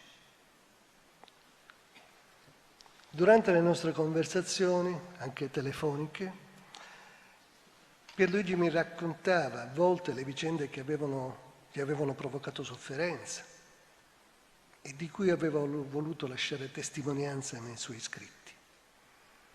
Nel suo libro La Chiesa fuori dal Tempio così parlava di sé. Sono stato definito di volta in volta un prete poco prete, critico nei confronti della Chiesa gerarchica, troppo autonomo nelle scelte, ma prima di tutto nel pensiero, nella riflessione, nelle prese di posizione anche pubbliche, di scarsa spiritualità, riconoscibile soprattutto come uomo impegnato nel sociale. Sono stato considerato non gradito, anzi non idoneo al sacerdozio. La mia diocesi di Udine dubitava della mia idoneità a diventare prete. E nel libro Compagni di strada scriveva: spesso per le strade che ho intrapreso nel mio percorso di vita ho rischiato di sentirmi solo, da uomo di chiesa, solo proprio di fronte a una chiesa sorda alle richieste di cambiamento e di ascolto. Ho sperimentato sulla mia pelle una volontà esplicita di ignorarmi. Il libro Fuori dal Tempio, pubblicato nel 2011, in cui esprimevo critiche severe a un certo modo di essere Chiesa, è stato accolto nella mia diocesi con freddo imbarazzo. Potrei ricordare altri episodi. Qualche anno fa sono stato chiamato dall'arcivescovo di Udine a far parte del consiglio presbiteriale, cioè del gruppo di 60 preti che in riunioni periodiche dovrebbe consigliare il vescovo sugli orientamenti di fondo della diocesi. Ho partecipato per 2 anni e mezzo a questi incontri e ne sono uscito sempre con un sentimento di profonda tristezza. Ho posto interrogativi pressanti sulla Chiesa autoreferenziale, che non si misura con le storie, i drammi, le speranze delle persone, con gli interrogativi dell'umanità. Ho sollecitato la riflessione sul fine vita. Ho chiesto come mai in diverse diocesi, tra cui la nostra, fosse stata abolita la Commissione Giustizia e Pace. Ho rappresentato il disagio di tante persone di fronte alla Chiesa italiana che non prendeva posizione di fronte alla corruzione e alla illegalità di certa politica. A quasi tutti i miei interventi è seguito un silenzio imbarazzante. Io a mia volta raccontavo a Pierluigi le mie esperienze e come anche io avessi progressivamente avvertito intorno a me imbarazzati silenzi e crescere un clima di isolamento da quando nelle conferenze sulla legalità, nelle pubbliche cerimonie, avevo iniziato a denunciare l'ipocrisia culturale e la retorica di Stato che fornivano all'opinione pubblica una rappresentazione mistificante e riduttiva della mafia, come organizzazione costituita esclusivamente da una minoranza di criminali, da personaggi come Salvatore Riina, Bernardo Provenzano ed altri di basso livello culturale che nell'immaginario collettivo sono stati elevati a icone assolute e totalizzanti del male di mafia. Una narrazione della mafia nettamente smentita dalla realtà storica e da centinaia di sentenze definitive che hanno dimostrato come l'asse portante del sistema di potere mafioso sia sempre stato la cosiddetta borghesia mafiosa e paramafiosa. Un variegato mondo di colletti bianchi, appartenenti ai piani alti della piramide sociale e di elevata scolarizzazione. Presidenti del Consiglio dei Ministri, parlamentari nazionali e regionali, presidenti della Regione, vertici dei servizi segreti della polizia, alti magistrati, avvocati dalle parcelle d'oro, personaggi apicali dell'economia, della finanza e molti altri. Tutti personaggi che con la mafia hanno costruito carriere politiche e fortune economiche, offrendo in cambio protezione e impunità a personaggi come Riina e Provenzano. Senza la protezione interessata di questi colletti bianchi, Riina, Provenzano e altri come loro non sarebbero stati nessuno, li avrebbe arrestati in pochi anni e questo paese si sarebbe liberato della mafia in pochissimo tempo. Di questo e di molto altro parlavamo con Pierluigi, a volte consolandoci a vicenda e sempre riconoscendoci in un comune sentire. Sentivamo che seppur operavamo in campi diversi, eravamo, come lui amava definirci, compagni di strada che andavano nella stessa direzione. Io e Pierluigi ci siamo conosciuti in un periodo molto particolare della mia vita. Dopo le stragi del 1992 e del 1993, nella quale furono assassinati Giovanni Falcone, Paolo Borsellino e 19 persone, furono approvate alcune leggi speciali che favorirono la proliferazione di mafiosi che decidevano di collaborare con la giustizia e grazie alle cui rivelazioni fu possibile mettere in campo la rivincita dello Stato. Trascorrevo la maggior parte della mia vita a interrogare i mafiosi, a ascoltare le loro conversazioni intercettate e rimasi molto colpito nello scoprire che erano tutti cattolici devoti e praticanti. Avvertii quindi la necessità di interrogarli sul rapporto che essi avevano con la religione e con Dio. Il primo approccio con questo tema fu con i mafiosi dell'ala militare, i killer, gli esecutori materiali, persone per lo più di estrazione popolare e di modesta cultura. Alcuni mi confessarono che dopo ogni omicidio andavano in chiesa a pregare. Chiedendo perdono a Dio, essi consideravano se stessi come soldati che eseguivano ordini. Nella maggior parte dei casi non conoscevano neppure le vittime e le motivazioni dell'omicidio. Scoprì poi che vari capi prestigiosi della mafia, durante la latitanza, si facevano costruire delle cappelle votive nei loro rifugi, come per esempio Nitto Santapaolo e Pietro Ieri. Pietro Ieri, in particolare, importante capo della mafia, condannato per le stragi del 92, aveva studiato teologia e nel suo covo di latitanti faceva venire segretamente un frate a celebrare messa. Dopo la messa tornava tranquillamente a fare traffico di stupefacenti e a ordinare omicidi. Altri importanti capi della mafia, come Michele Greco e Bernardo Provenzano, erano assidui lettori della Bibbia. Quando abbiamo arrestato Provenzano, abbiamo scoperto che la Bibbia che leggeva era piena di annotazioni. In un primo momento abbiamo pensato che si trattava di un linguaggio cifrato, che nascondeva oscuri messaggi, ma non era così. Erano sue riflessioni a margine della lettura. Così dovetti rendermi conto che non si trattava di una simulazione, ma che questi mafiosi avevano un reale rapporto con il cattolicesimo e con Dio, che andava capito.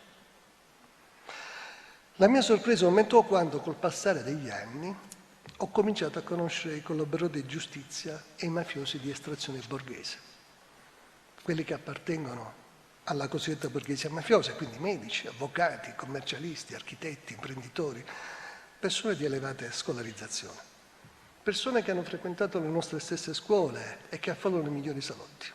Non sparano in prima persona, ma proteggono gli assassini, li aiutano a evitare le condanne, fanno con loro affari lucrosi. Il loro motto quando devono fare eliminare qualcuno è «Dio sa», che sono loro che hanno voluto farsi uccidere, perché non hanno voluto ascoltare i buoni consigli degli amici. Ricordo tra i tanti un mafioso che era uno dei più rinomati medici di Palermo, che divenne un collaboratore di giustizia. Lui frequentava assiduamente la chiesa e mi raccontò che suo zio, il quale era pure un capomafia, si recava sulle tombe di coloro che era stato costretto ad abbattere. Quando le indagini alzarono il velo sulla complicità con la mafia di uomini politici potentissimi e ai vertici dello Stato, Presidente del Consiglio, parlamentari, dovetti constatare, passando di sorpresa in sorpresa, che taluni di loro avevano l'abitudine di recarsi a messa ogni mattina e a volte, dopo essersi fatto l'ultimo segno di croce, si affrettavano a partecipare a summit mafiosi nel corso dei quali si discuteva anche di omicidi.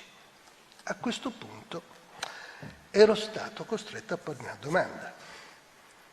Ma com'è possibile che carnefici e vittime preghino lo stesso Dio e che ciascuno di loro sia in pace con se stesso?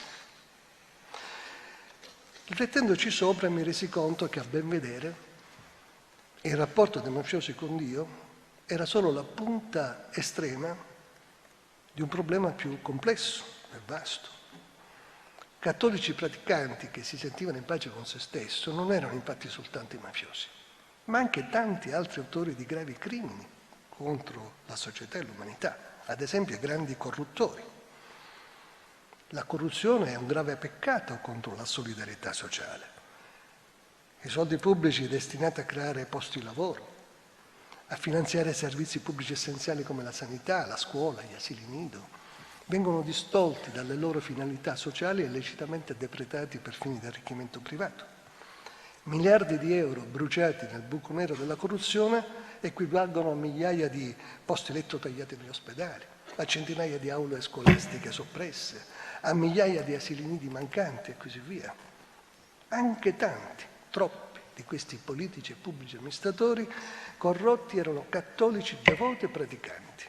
Non si sentivano assolutamente in colpa con se stessi, anzi, venivano talora additati come buoni cattolici e buoni cristiani perché elargivano alla Chiesa le briciole dei soldi che avevano rubato. Via via che approfondivo il tema del rapporto con la religione e con Dio degli assassini e dei criminali, mi rendevo conto inoltre che si trattava di un tema che assumeva una portata e una dimensione che travalicavano il nostro paese. Il mondo è infatti pieno di assassini, ben più feroci di quelli mafiosi da me conosciuti nella mia esperienza palermitana, che credono in Dio, sono cattolici praticanti, sono in pace con se stessi e che muoiono nel proprio letto, convinti di avere bene operato, confermati in tale convinzione da preti e vescovi che mai li hanno criticati in vita e li hanno benedetti in morte. Basterà qualche esempio.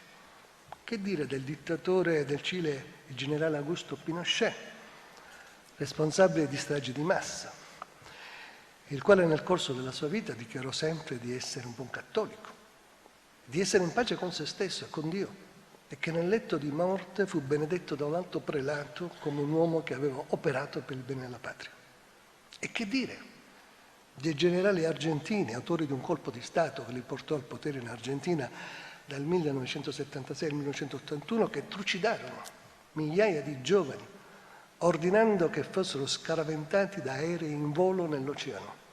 Nel corso dei processi ai quali furono sottoposti, alcuni di questi militari, per esibire la loro patente di cattolicità, raccontarono di aver iniziato a narcotizzare le vittime prima di scaraventarle nell'oceano, raccogliendo il suggerimento di alcuni prelati, i quali avevano fatto loro notare quanto fosse anticristiano ucciderle in stato di veglia in quel modo crudele.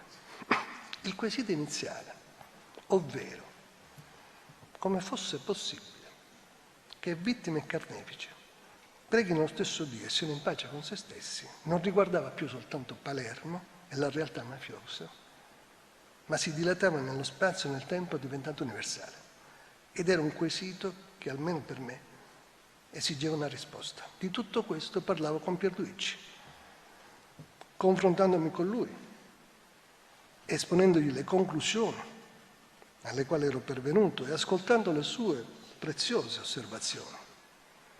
Leggendo poi una raccolta di omelie di Pierluigi pubblicate nel libro Umanità di Dio, per il quale mi chiese di scrivere una prefazione, mi resi conto che egli aveva approfondito e sviluppato il tema di riflessione che avevo sottoposto alla sua attenzione, traendone vari spunti per le sue omelie domenicali. Ritornando alla domanda che mi ero posto in quegli anni, cioè come fosse possibile che i carnefici pregassero lo stesso Dio delle vittime e che non si sentissero in colpa, la risposta che mi diede e che problematizzai nel corso delle mie conversazioni con Pierluigi fu questa. In realtà, vittime e carnefici non pregano lo stesso Dio, ma un Dio diverso. Questo miracolo della moltiplicazione di Dio, della coesistenza di più Dio nella stessa Chiesa, avviene grazie al fatto che nella Chiesa cattolica il rapporto tra Dio e il fedele è gestito da un mediatore culturale, un sacerdote, un prelato. Ogni strato, ogni segmento sociale, ogni tribù sociale esprime dal suo interno il proprio mediatore culturale con Dio, che dunque è portatore della stessa visione della vita, dell'ambiente che lo ha espresso. Esiste così un Dio dei potenti e un Dio degli impotenti, un Dio dei mafiosi e un Dio degli antimafiosi, un Dio dei dittatori e un Dio degli oppressi. Così in America Latina vi sono stati prelati che si sono seduti alla stessa mensa di dittatori genocidi e hanno condiviso le loro scelte, e altri invece, come Monsignor Romero, che si sono schierati dalla parte degli oppressi e si sono fatti uccidere per difenderne le ragioni. In Sicilia vi è stato un sacerdote come padre Puglisi, assassinato dalla mafia per il suo impegno sociale, vescovi che si sono schierati apertamente contro la mafia, e vi sono sacerdoti che invece condividono la cultura mafiosa, che celebrano messe in chiese affollate dal popolo di mafia, della borghesia mafiosa, e vescovi che in passato hanno negato l'esistenza della mafia persino dopo le stragi, oppure evitano ancora oggi accuratamente di farne mai menzione nelle omelie. E poi ci sono i sacerdoti della cosiddetta zona grigia, del vasto popolo degli indifferenti, di quelli che non stanno dalla parte dei carnefici, né dalla parte delle vittime, né con la destra, né col centro, né con la sinistra, ma stanno sempre ed esclusivamente alla propria parte, attenti solo a salvaguardare il bene prezioso del proprio particolare, mentre nel mondo che li circonda trionfa la prepotenza e l'ingiustizia. Ciascuno sceglie liberamente la propria Chiesa e il proprio Dio, molto democraticamente. A tutt'oggi purtroppo è così, nonostante la condanna della mafia da parte di Papa Giovanni Paolo II, di Papa Francesco, e nonostante siano stati fatti molti passi avanti rispetto al passato.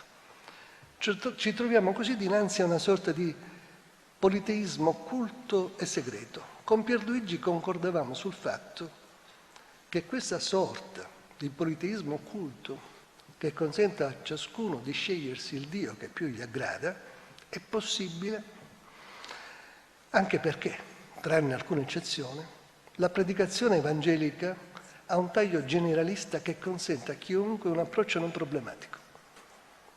La predicazione della Chiesa è incentrata sul valore della famiglia, sulla morale sessuale, sui generici appelli alla solidarietà, all'amore per il prossimo, alla cosiddetta etica dell'intenzione.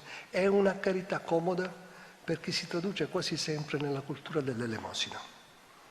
Gli assassini, i corrotti e tutti coloro la cui pratica di vita è antitetica all'insegnamento di Gesù possono continuare a nutrire la propria falsa coscienza, perché quando la domenica vanno a messa non si sentono chiamati in causa, non ascoltano parole che li facciano arrossire e sentire corresponsabili della sofferenza alla quale condannano con il proprio egoismo tanti altri esseri umani. No, essi si sentono buoni cristiani, perché in obbedienza ai precetti e alle gerarchie cattoliche sono contrari all'aborto, ai matrimoni tra persone dello stesso sesso, alla fecondazione eterologa e via elencando tutti i temi che riguardano la sessualità e la riproduzione. Si sentono buoni cristiani anche perché praticano l'elemosina e altre opere caritatevoli. Pierluigi mi ascoltava e mi confermava nelle mie valutazioni, offrendomi preziose chiavi di lettura. Individuava una delle cause della scarsa sensibilità di tanti uomini di Chiesa nei confronti dei temi dell'antimafia e più in generale dei valori della legalità nei limiti della formazione culturale dei sacerdoti. In proposito mi raccontò della sua esperienza di formazione seminariale, che poi ha descritto nel libro Fuori dal Tempio con queste parole che vi leggo. Ricordo che nei tanti anni del seminario Gesù di Nazareth è stato per il primo periodo pressoché assente. Ci si potrebbe stupire di questa affermazione, avvertendola per certi aspetti come clamorosa, giacché il fine del seminario è quello di educare i futuri preti, annunciatori e testimoni del Vangelo. In realtà il seminario era un'istituzione totale per forgiare funzionari della religione, sacerdoti ubbidienti e superiori, dunque molta ideologia sacrale, un continuo insinuare la esemplarità della vita sacerdotale come separatezza. In quel contesto Gesù di Nazareth non c'era, non poteva esserci, proprio perché è totalmente diverso. Ricordo in particolare che ogni giorno al mattino erano predisposte in successione le preghiere, la meditazione personale o suggerita dal padre spirituale, la messa, noi ragazzi, eravamo inseriti in questo schema devozionale. Ma dov'era Gesù col suo messaggio rivoluzionario? Appunto, non poteva esserci, perché lui stesso si sarebbe allontanato dalla religione del Tempio. Questa sofferta testimonianza dall'interno di Pierluigi offre, a mio parere, un'interessante chiave di lettura per comprendere da quale fucina culturale provenga la moltitudine di preti, di burocrati di Dio, come li definiva padre Ernesto Balducci, che ogni domenica in tante parrocchie d'Italia ammaniscono a milioni di fedeli prediche dalle quali è bandito il messaggio rivoluzionario di Gesù e che proprio per questo motivo trovano il generale e disinteressato gradimento di tanti, dei troppi che ogni giorno calpestano poi nelle loro pratiche di vita i precetti evangelici. Per fortuna Insieme alla moltitudine di burocrati di Dio esiste una robusta schiera di sacerdoti che, come Pierluigi, sono scampati all'omologazione culturale ed hanno svolto l'importante missione di tenere in vita l'autentica identità culturale cristiana custodita nelle parole del Vangelo.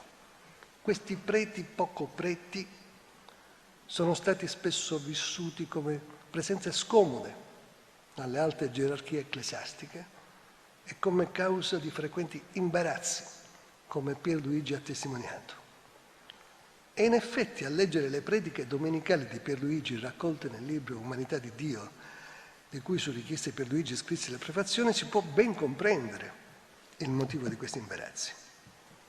Non c'era infatti domenica che Pierluigi, ricordando le parole di colui che fu crocifisso sulla croce per essersi schierato dalla parte degli ultimi della terra, non mettesse in croce tutti coloro che sono incoerenti con l'insegnamento evangelico. Ai tanti tartufi e farisei che affollano le chiese, ricordava ad esempio che per essere cristiani non è sufficiente frequentare le funzioni religiose, ma occorre condurre una vita che sia coerente con l'insegnamento di Cristo. Non è cristiano dunque chi si schiera dalla parte dei mafiosi, dei razzisti, dei guerrafondai, chi vive da materialista e consumista, celebrando il Dio del denaro e consacrandosi alla religione del potere. Scrive Pierluigi, c'è un Dio in cui non credere, il Dio del denaro, del potere, della violenza, della guerra, del razzismo, del dogmatismo, del culto separato della vita, dei pregiudizi e della discriminazione. Il prete, poco prete Pierluigi, denunciava l'uso strumentale che della parola di Dio fanno i potenti, i ricchi, i carnefici, distorcendone il significato in modo da ricostruire un'immagine di Dio che consenta loro di non sentirsi in contraddizione con l'insegnamento di Gesù. In questo modo si dà vita, scriveva Pierluigi, ad un occulto politeismo che all'interno della stessa Chiesa consente a ciascuno di scegliere l'immagine di Dio che più gli aggrada. E testualmente scriveva: non rifletteremo mai a sufficienza sull'uso strumentale di Dio, sul politeismo persistente nella Chiesa, dove convivono indistintamente il Dio dei poveri e dei ricchi, dei non violenti, degli operatori di pace, dei sostenitori delle armi e delle guerre, di coloro che accolgono e di coloro che manifestano pregiudizi, xenofobia, razzismo. Il Dio dei potenti e dei prepotenti è il Dio degli umili, il Dio delle vittime è quello dei carnefici, degli oppressi e degli oppressori. Pierluigi non si tira indietro nel chiamare in causa la responsabilità della Chiesa gerarchica in questo uso strumentale della parola di Dio e scrive: dall'abbraccio mortale con l'imperatore Costantino fino ad oggi, il peccato grave della Chiesa è il rapporto di reciprocità e di sostegno con i poteri di questo mondo, politico, economico, militare, con la perdita della ragione stessa del suo essere segno del regno di Dio, cioè della passione per Dio e l'umanità, divenendo così istituzione fra le istituzioni, potere tra i poteri, quindi non più Chiesa del Vangelo. Pierluigi non si limita a mettere in evidenza l'incoerenza dei tanti cattolici che nei giorni festivi si battono il petto in chiesa e in quelli feriali praticano la religione del Dio del denaro e del potere. Si spinge oltre, definendo costoro atei pratici.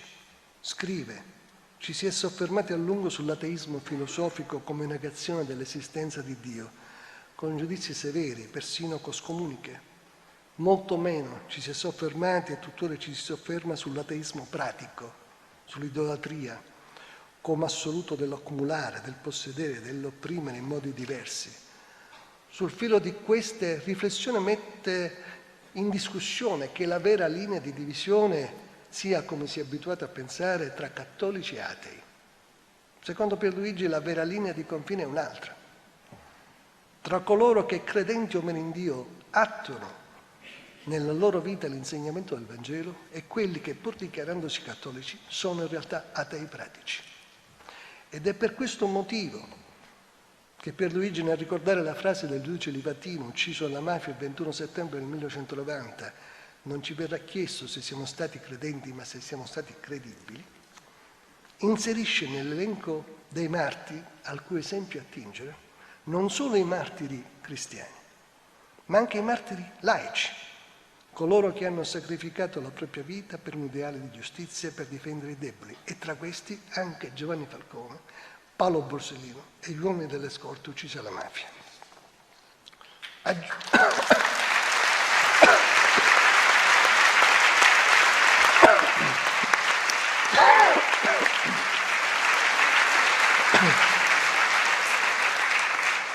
Aggiungo, e mi avvio alla fine, che per un cristianesimo credibile, per ricristianizzare il cattolicesimo, la Chiesa deve ricominciare a scoprire Gesù. Ma riscoprire Gesù significa avere il coraggio di rinnovare la sua scelta di sovvertire i criteri della religiosità, di non compromettersi con il potere, di stare dalla parte degli ultimi. Scrive Pierluigi: l'annuncio di Gesù si rivolge soprattutto ai più poveri e umiliati. Loro per primi possono stare contenti perché Dio prende la loro parte, li incoraggia e li sostiene nel loro impegno di liberazione dalla loro condizione. I ricchi, i potenti, i prepotenti, gli sfruttatori devono rimettersi radicalmente in discussione. Gesù ha davanti a sé la gente che vive umiliata nei villaggi, senza potersi difendere dai potenti proprietari terrieri, come avviene oggi in diverse parti del mondo.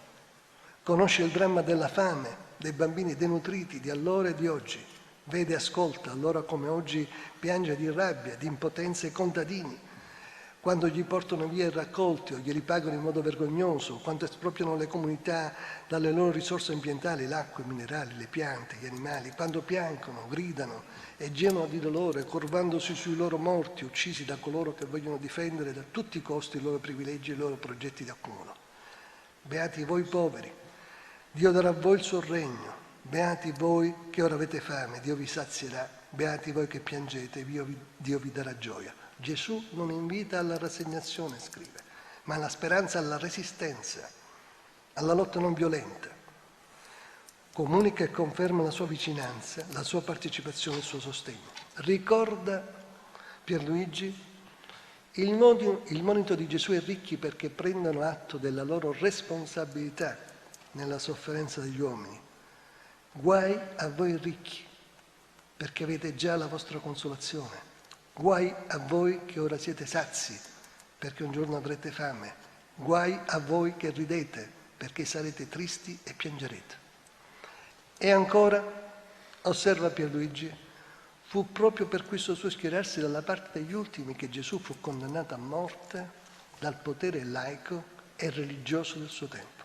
Scrive: la storia di Gesù di Nazareth ha a che fare pienamente con il potere religioso, politico e militare.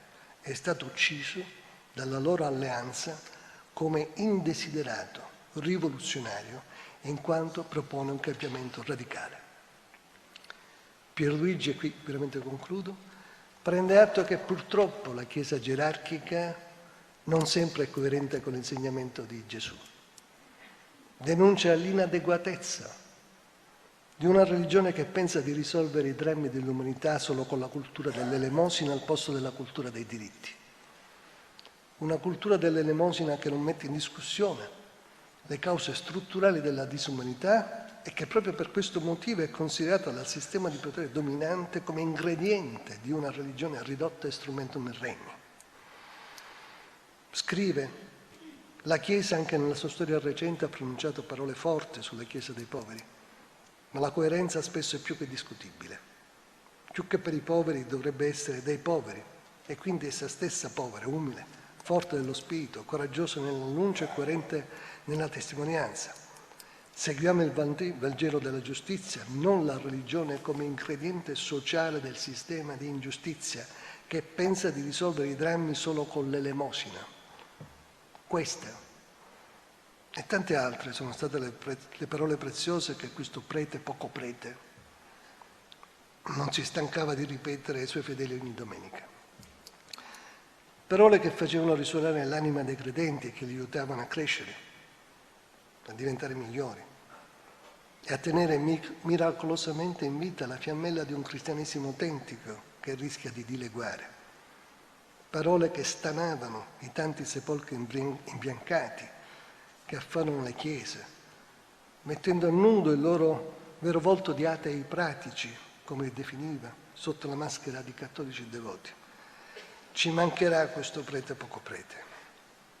Ci mancherà, oggi più che mai, dinanzi all'avanzata che sembra inarrestabile di una delle più insidiose culture anticristiane della storia dell'umanità, divenuta il nuovo Vangelo dei potenti della terra, la cultura neoliberista, il cui principio fondamentale è stato plasticamente enunciato dal premier britannico Margaret Thatcher, che ne fu un'antesignata nel motto divenuto famoso: la società non esiste, esistono gli individui.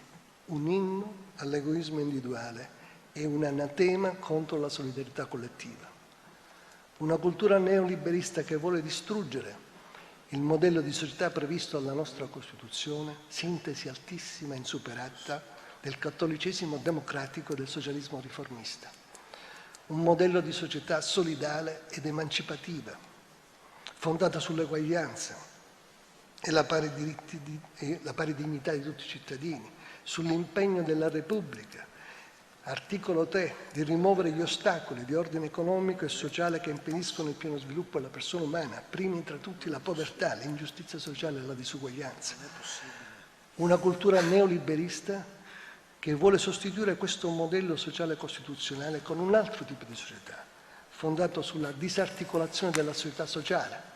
La società non esiste, esistono gli individui, sulla marcificazione degli esseri umani, sull'eterna e spietata competizione degli individui tra loro alla ricerca esclusiva dell'arricchimento personale. Una cultura che si è tradotta in quest'ultimo trentennio in politiche il cui risultato è stata una crescita vertiginosa della disuguaglianza, della povertà, dello sfruttamento lavorativo. Una cultura che, come ha recentemente dichiarato l'8 luglio 2022 Papa Francesco, ha prodotto la globalizzazione dell'indifferenza e ci ha tolto la capacità di piangere, di sentire come nostro il dolore e la sofferenza dei nostri fratelli più sfortunati.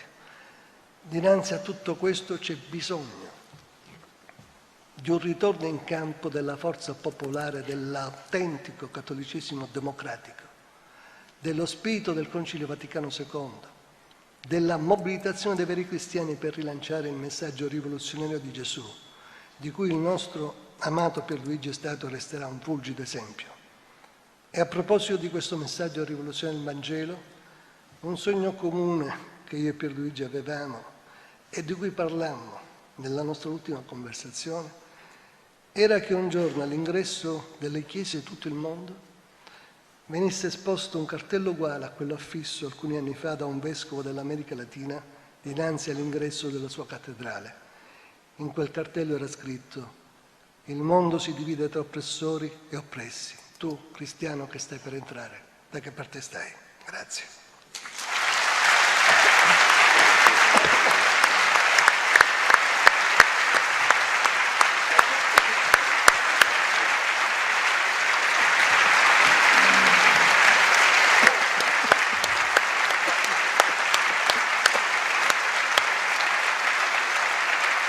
Sì, dottor Scarpinato, ci mancherà davvero. Pierluigi ci mancherà.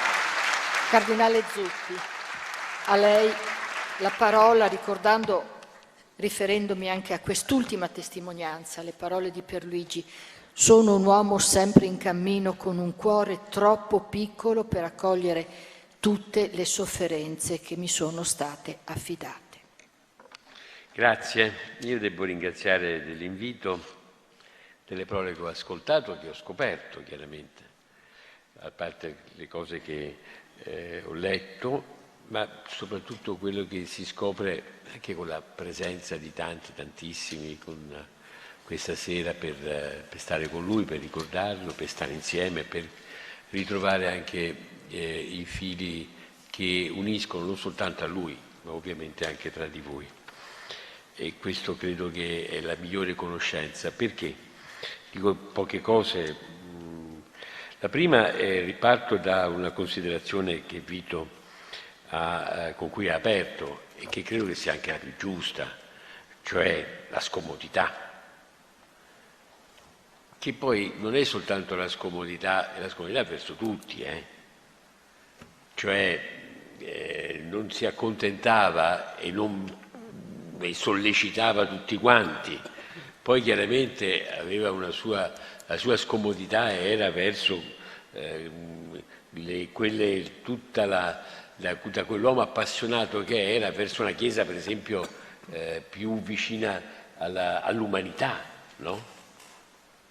Ma questo, credetemi, vale per tutti. Io mi sono riletto il messaggino a cui faceva riferimento Vito Fratello ed effettivamente si capiva proprio come la sua attenzione all'umano. Lui era rimasto molto colpito, per esempio, nel funerale, delle testimonianze della moglie e dei figli, no? Mi diceva proprio, guarda quanto c'era di umanità. E questo è severo per tutti. Non è che, diciamo così, nella non distinzione tra buoni e cattivi che giustamente diceva Vito, poi ci sono, poi per fortuna il giudizio è di qualcun altro, e credo che la sua sede di umanità ci ha coinvolto, vi ha appassionato, vi ha portato a fare qualcosa che nessuno avrebbe pensato o a scoprire tanti mondi, e credo che sia la grande lezione anche che lascia, e appunto con tanta asprezza, sì, con tanta mitezza. Io ricordo l'incontro, direi con davvero tanta mitezza, con tanta attenzione, con tanto rispetto, ma anche con tanta determinazione, no? Ecco, questa era la prima considerazione. E credo che la scomodità ci fa bene, non addomestichiamola. Credo che qualche volta sicuramente qualche problema l'ha creato e è stato anche accennato. Dopo spiego perché per me questo non è un problema, ma non perché faccio finta che non ci siano differenze o che vadano bene tutte le cose che ha detto Pierluigi, ma perché c'è la fraternità, c'è la comunione, questo è quello che conta. Ed è quello a cui dobbiamo avere sempre un'enorme attenzione, che è anche scomodità, di cui credo che saper riconoscere la ricerca di una Chiesa, che è quella in cui lui è cresciuto.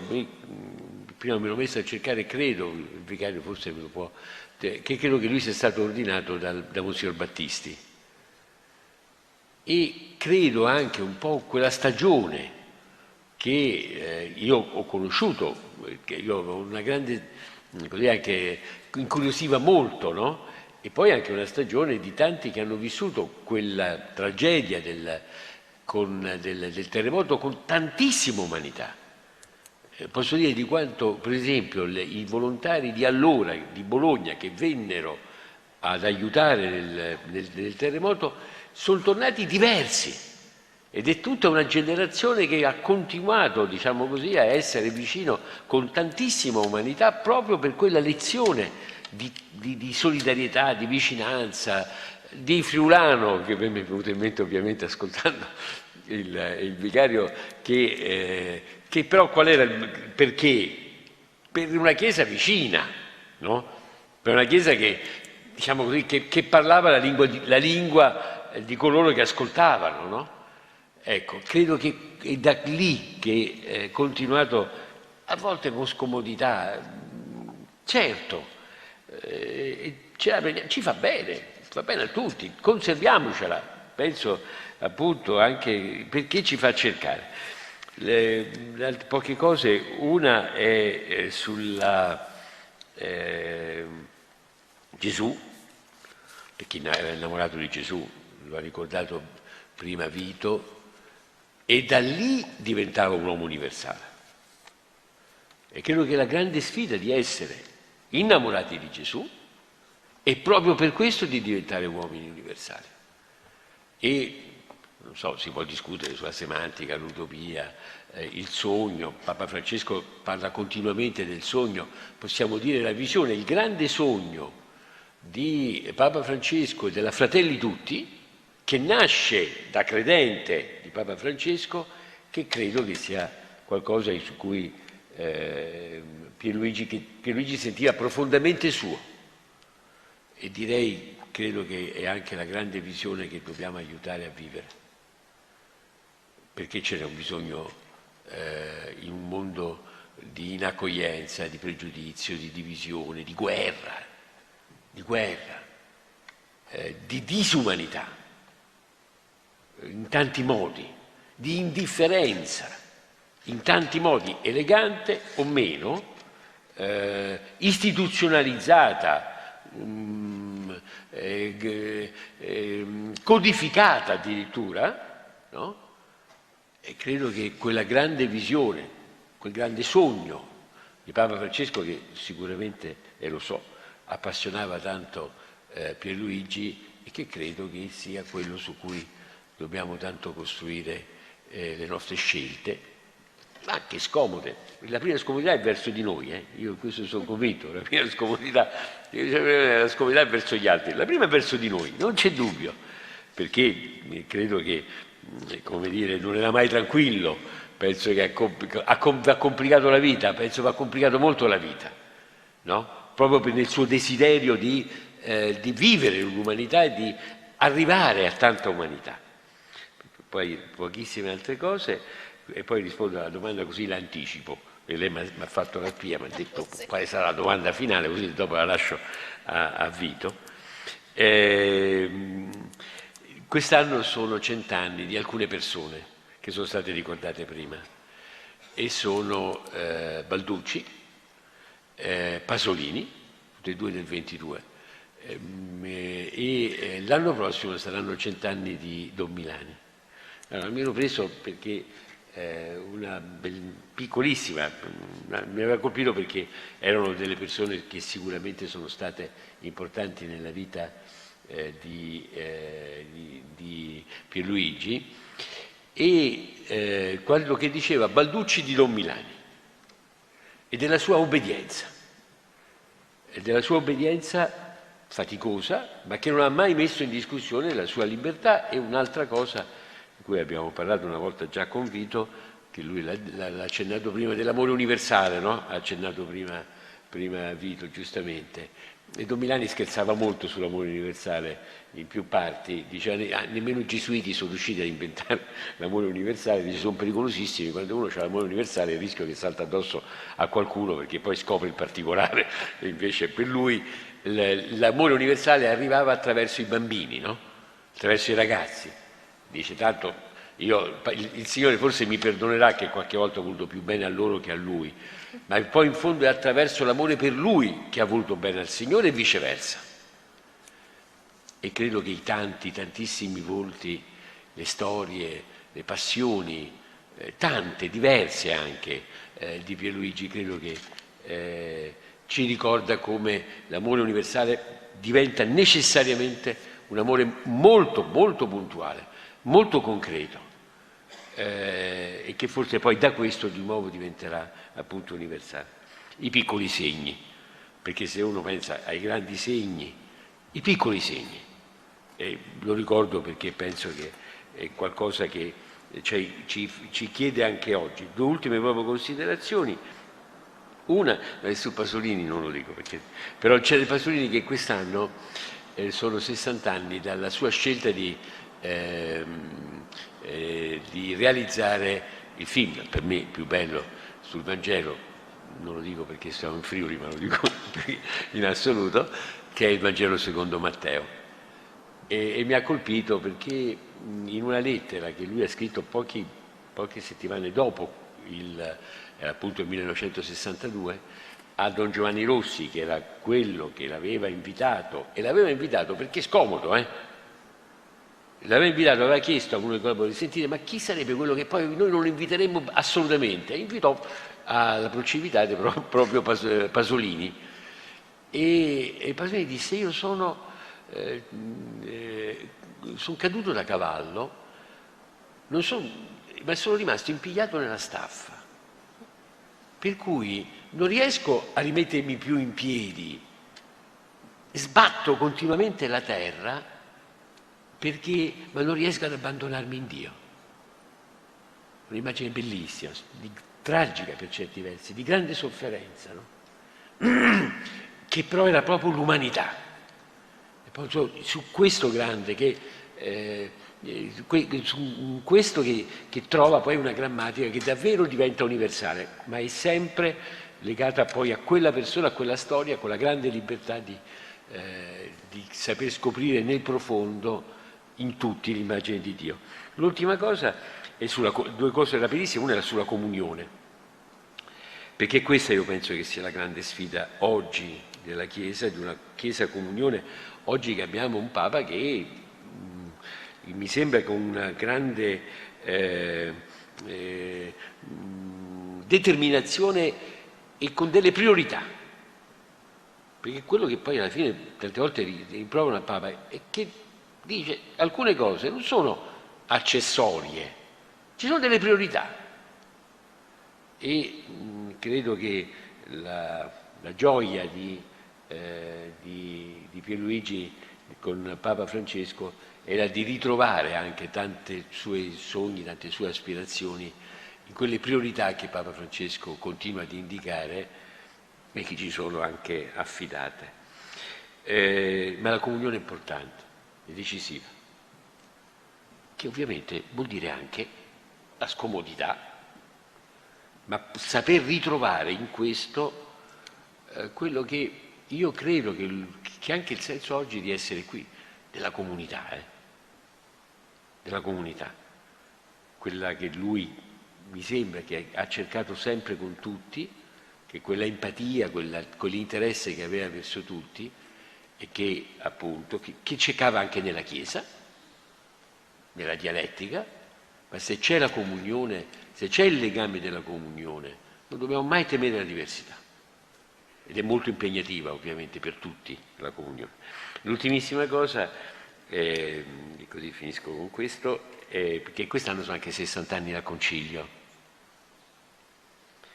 Essendo già uno del ragazzetto già cresciuto, quando mi è arrivata la carezza raccomandata all'inizio del Concilio da Giovanni XXIII, io credo che viviamo una stagione che può e deve riprendere quel sogno del Concilio. E credo che quello che ha vissuto lui, prete potremmo dire frutto del Concilio, che ha vissuto in tutti quanti i suoi anni, in cui ha cercato sempre, come disse San Giovanni XXIII, di non imbracciare le armi del rigore, ma quella medicina della misericordia, di combattere i profeti di sventura e di saper guardare nell'umano i tanti segni al contrario della speranza e della presenza di Dio e di amarli con tanta libertà, con la libertà che viene dall'amore, non da funzionari, appunto. Il problema dei titoli è vero, siccome ogni tanto ovviamente un po' sono anche un titolo, allora io, sentendo prima il discorso di Vito, mi sono un po' preoccupato. Poi, per mia fortuna, ne sono veramente, essendo molto consapevole, spero di non perdere questa consapevolezza, diciamo, degli evidenti limiti, penso che il vero nodo è quella lotta contro l'ipocrisia di cui sempre abbiamo ascoltato fin dall'inizio, che è appunto quello che conta, quello che sei, è l'umanità che tu rappresenti e che tu comunichi. Per cui ne sono assolutamente libero, con quella frase che ricordava prima, lo ringrazio, del magistrato Livatino, che il problema è essere credibili. E si è credibili solo se si è se stessi, con l'umanità che è frutto, deve essere frutto dell'incontro con il Signore e con il prossimo. Rispondo alla domanda, rispondo con le parole di Pierluigi. Mi sento laico, umile credente sempre in ricerca, prete per un servizio disponibile, disinteressato, gratuito nella comunità cristiana e nella società, anticlericale, cioè non appartenente ad una categoria. Se penso quante volte Papa Francesco ha parlato del clericalismo, sicuramente è molto contento, non funzionario della religione. E perché? Perché le gioie, le speranze, le tristezze, le angosce degli uomini d'oggi, lo accennava prima Vito fratello, dei poveri e soprattutto di coloro che soffrono, sono pure le gioie, le speranze, le tristezze, le angosce dei discepoli di Cristo. E nulla vi è di genuinamente umano che non fa eco nel loro cuore. In Pierluigi ha fatto un grande eco, continua a farci un grande eco, ne abbiamo un grande bisogno di questo eco. Grazie.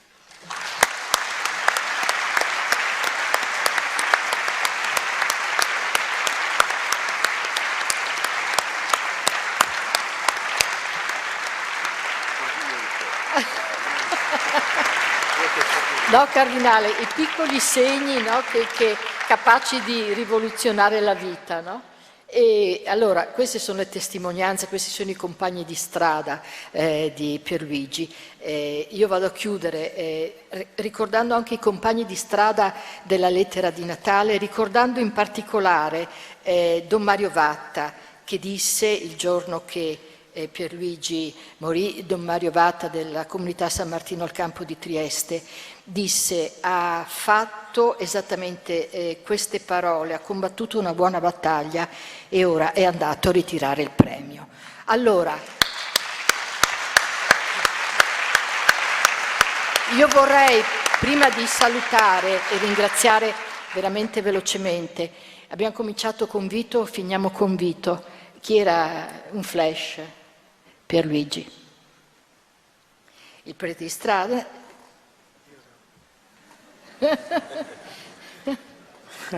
Era quel ragazzo che portava sulle spalle la gerla piena di fieno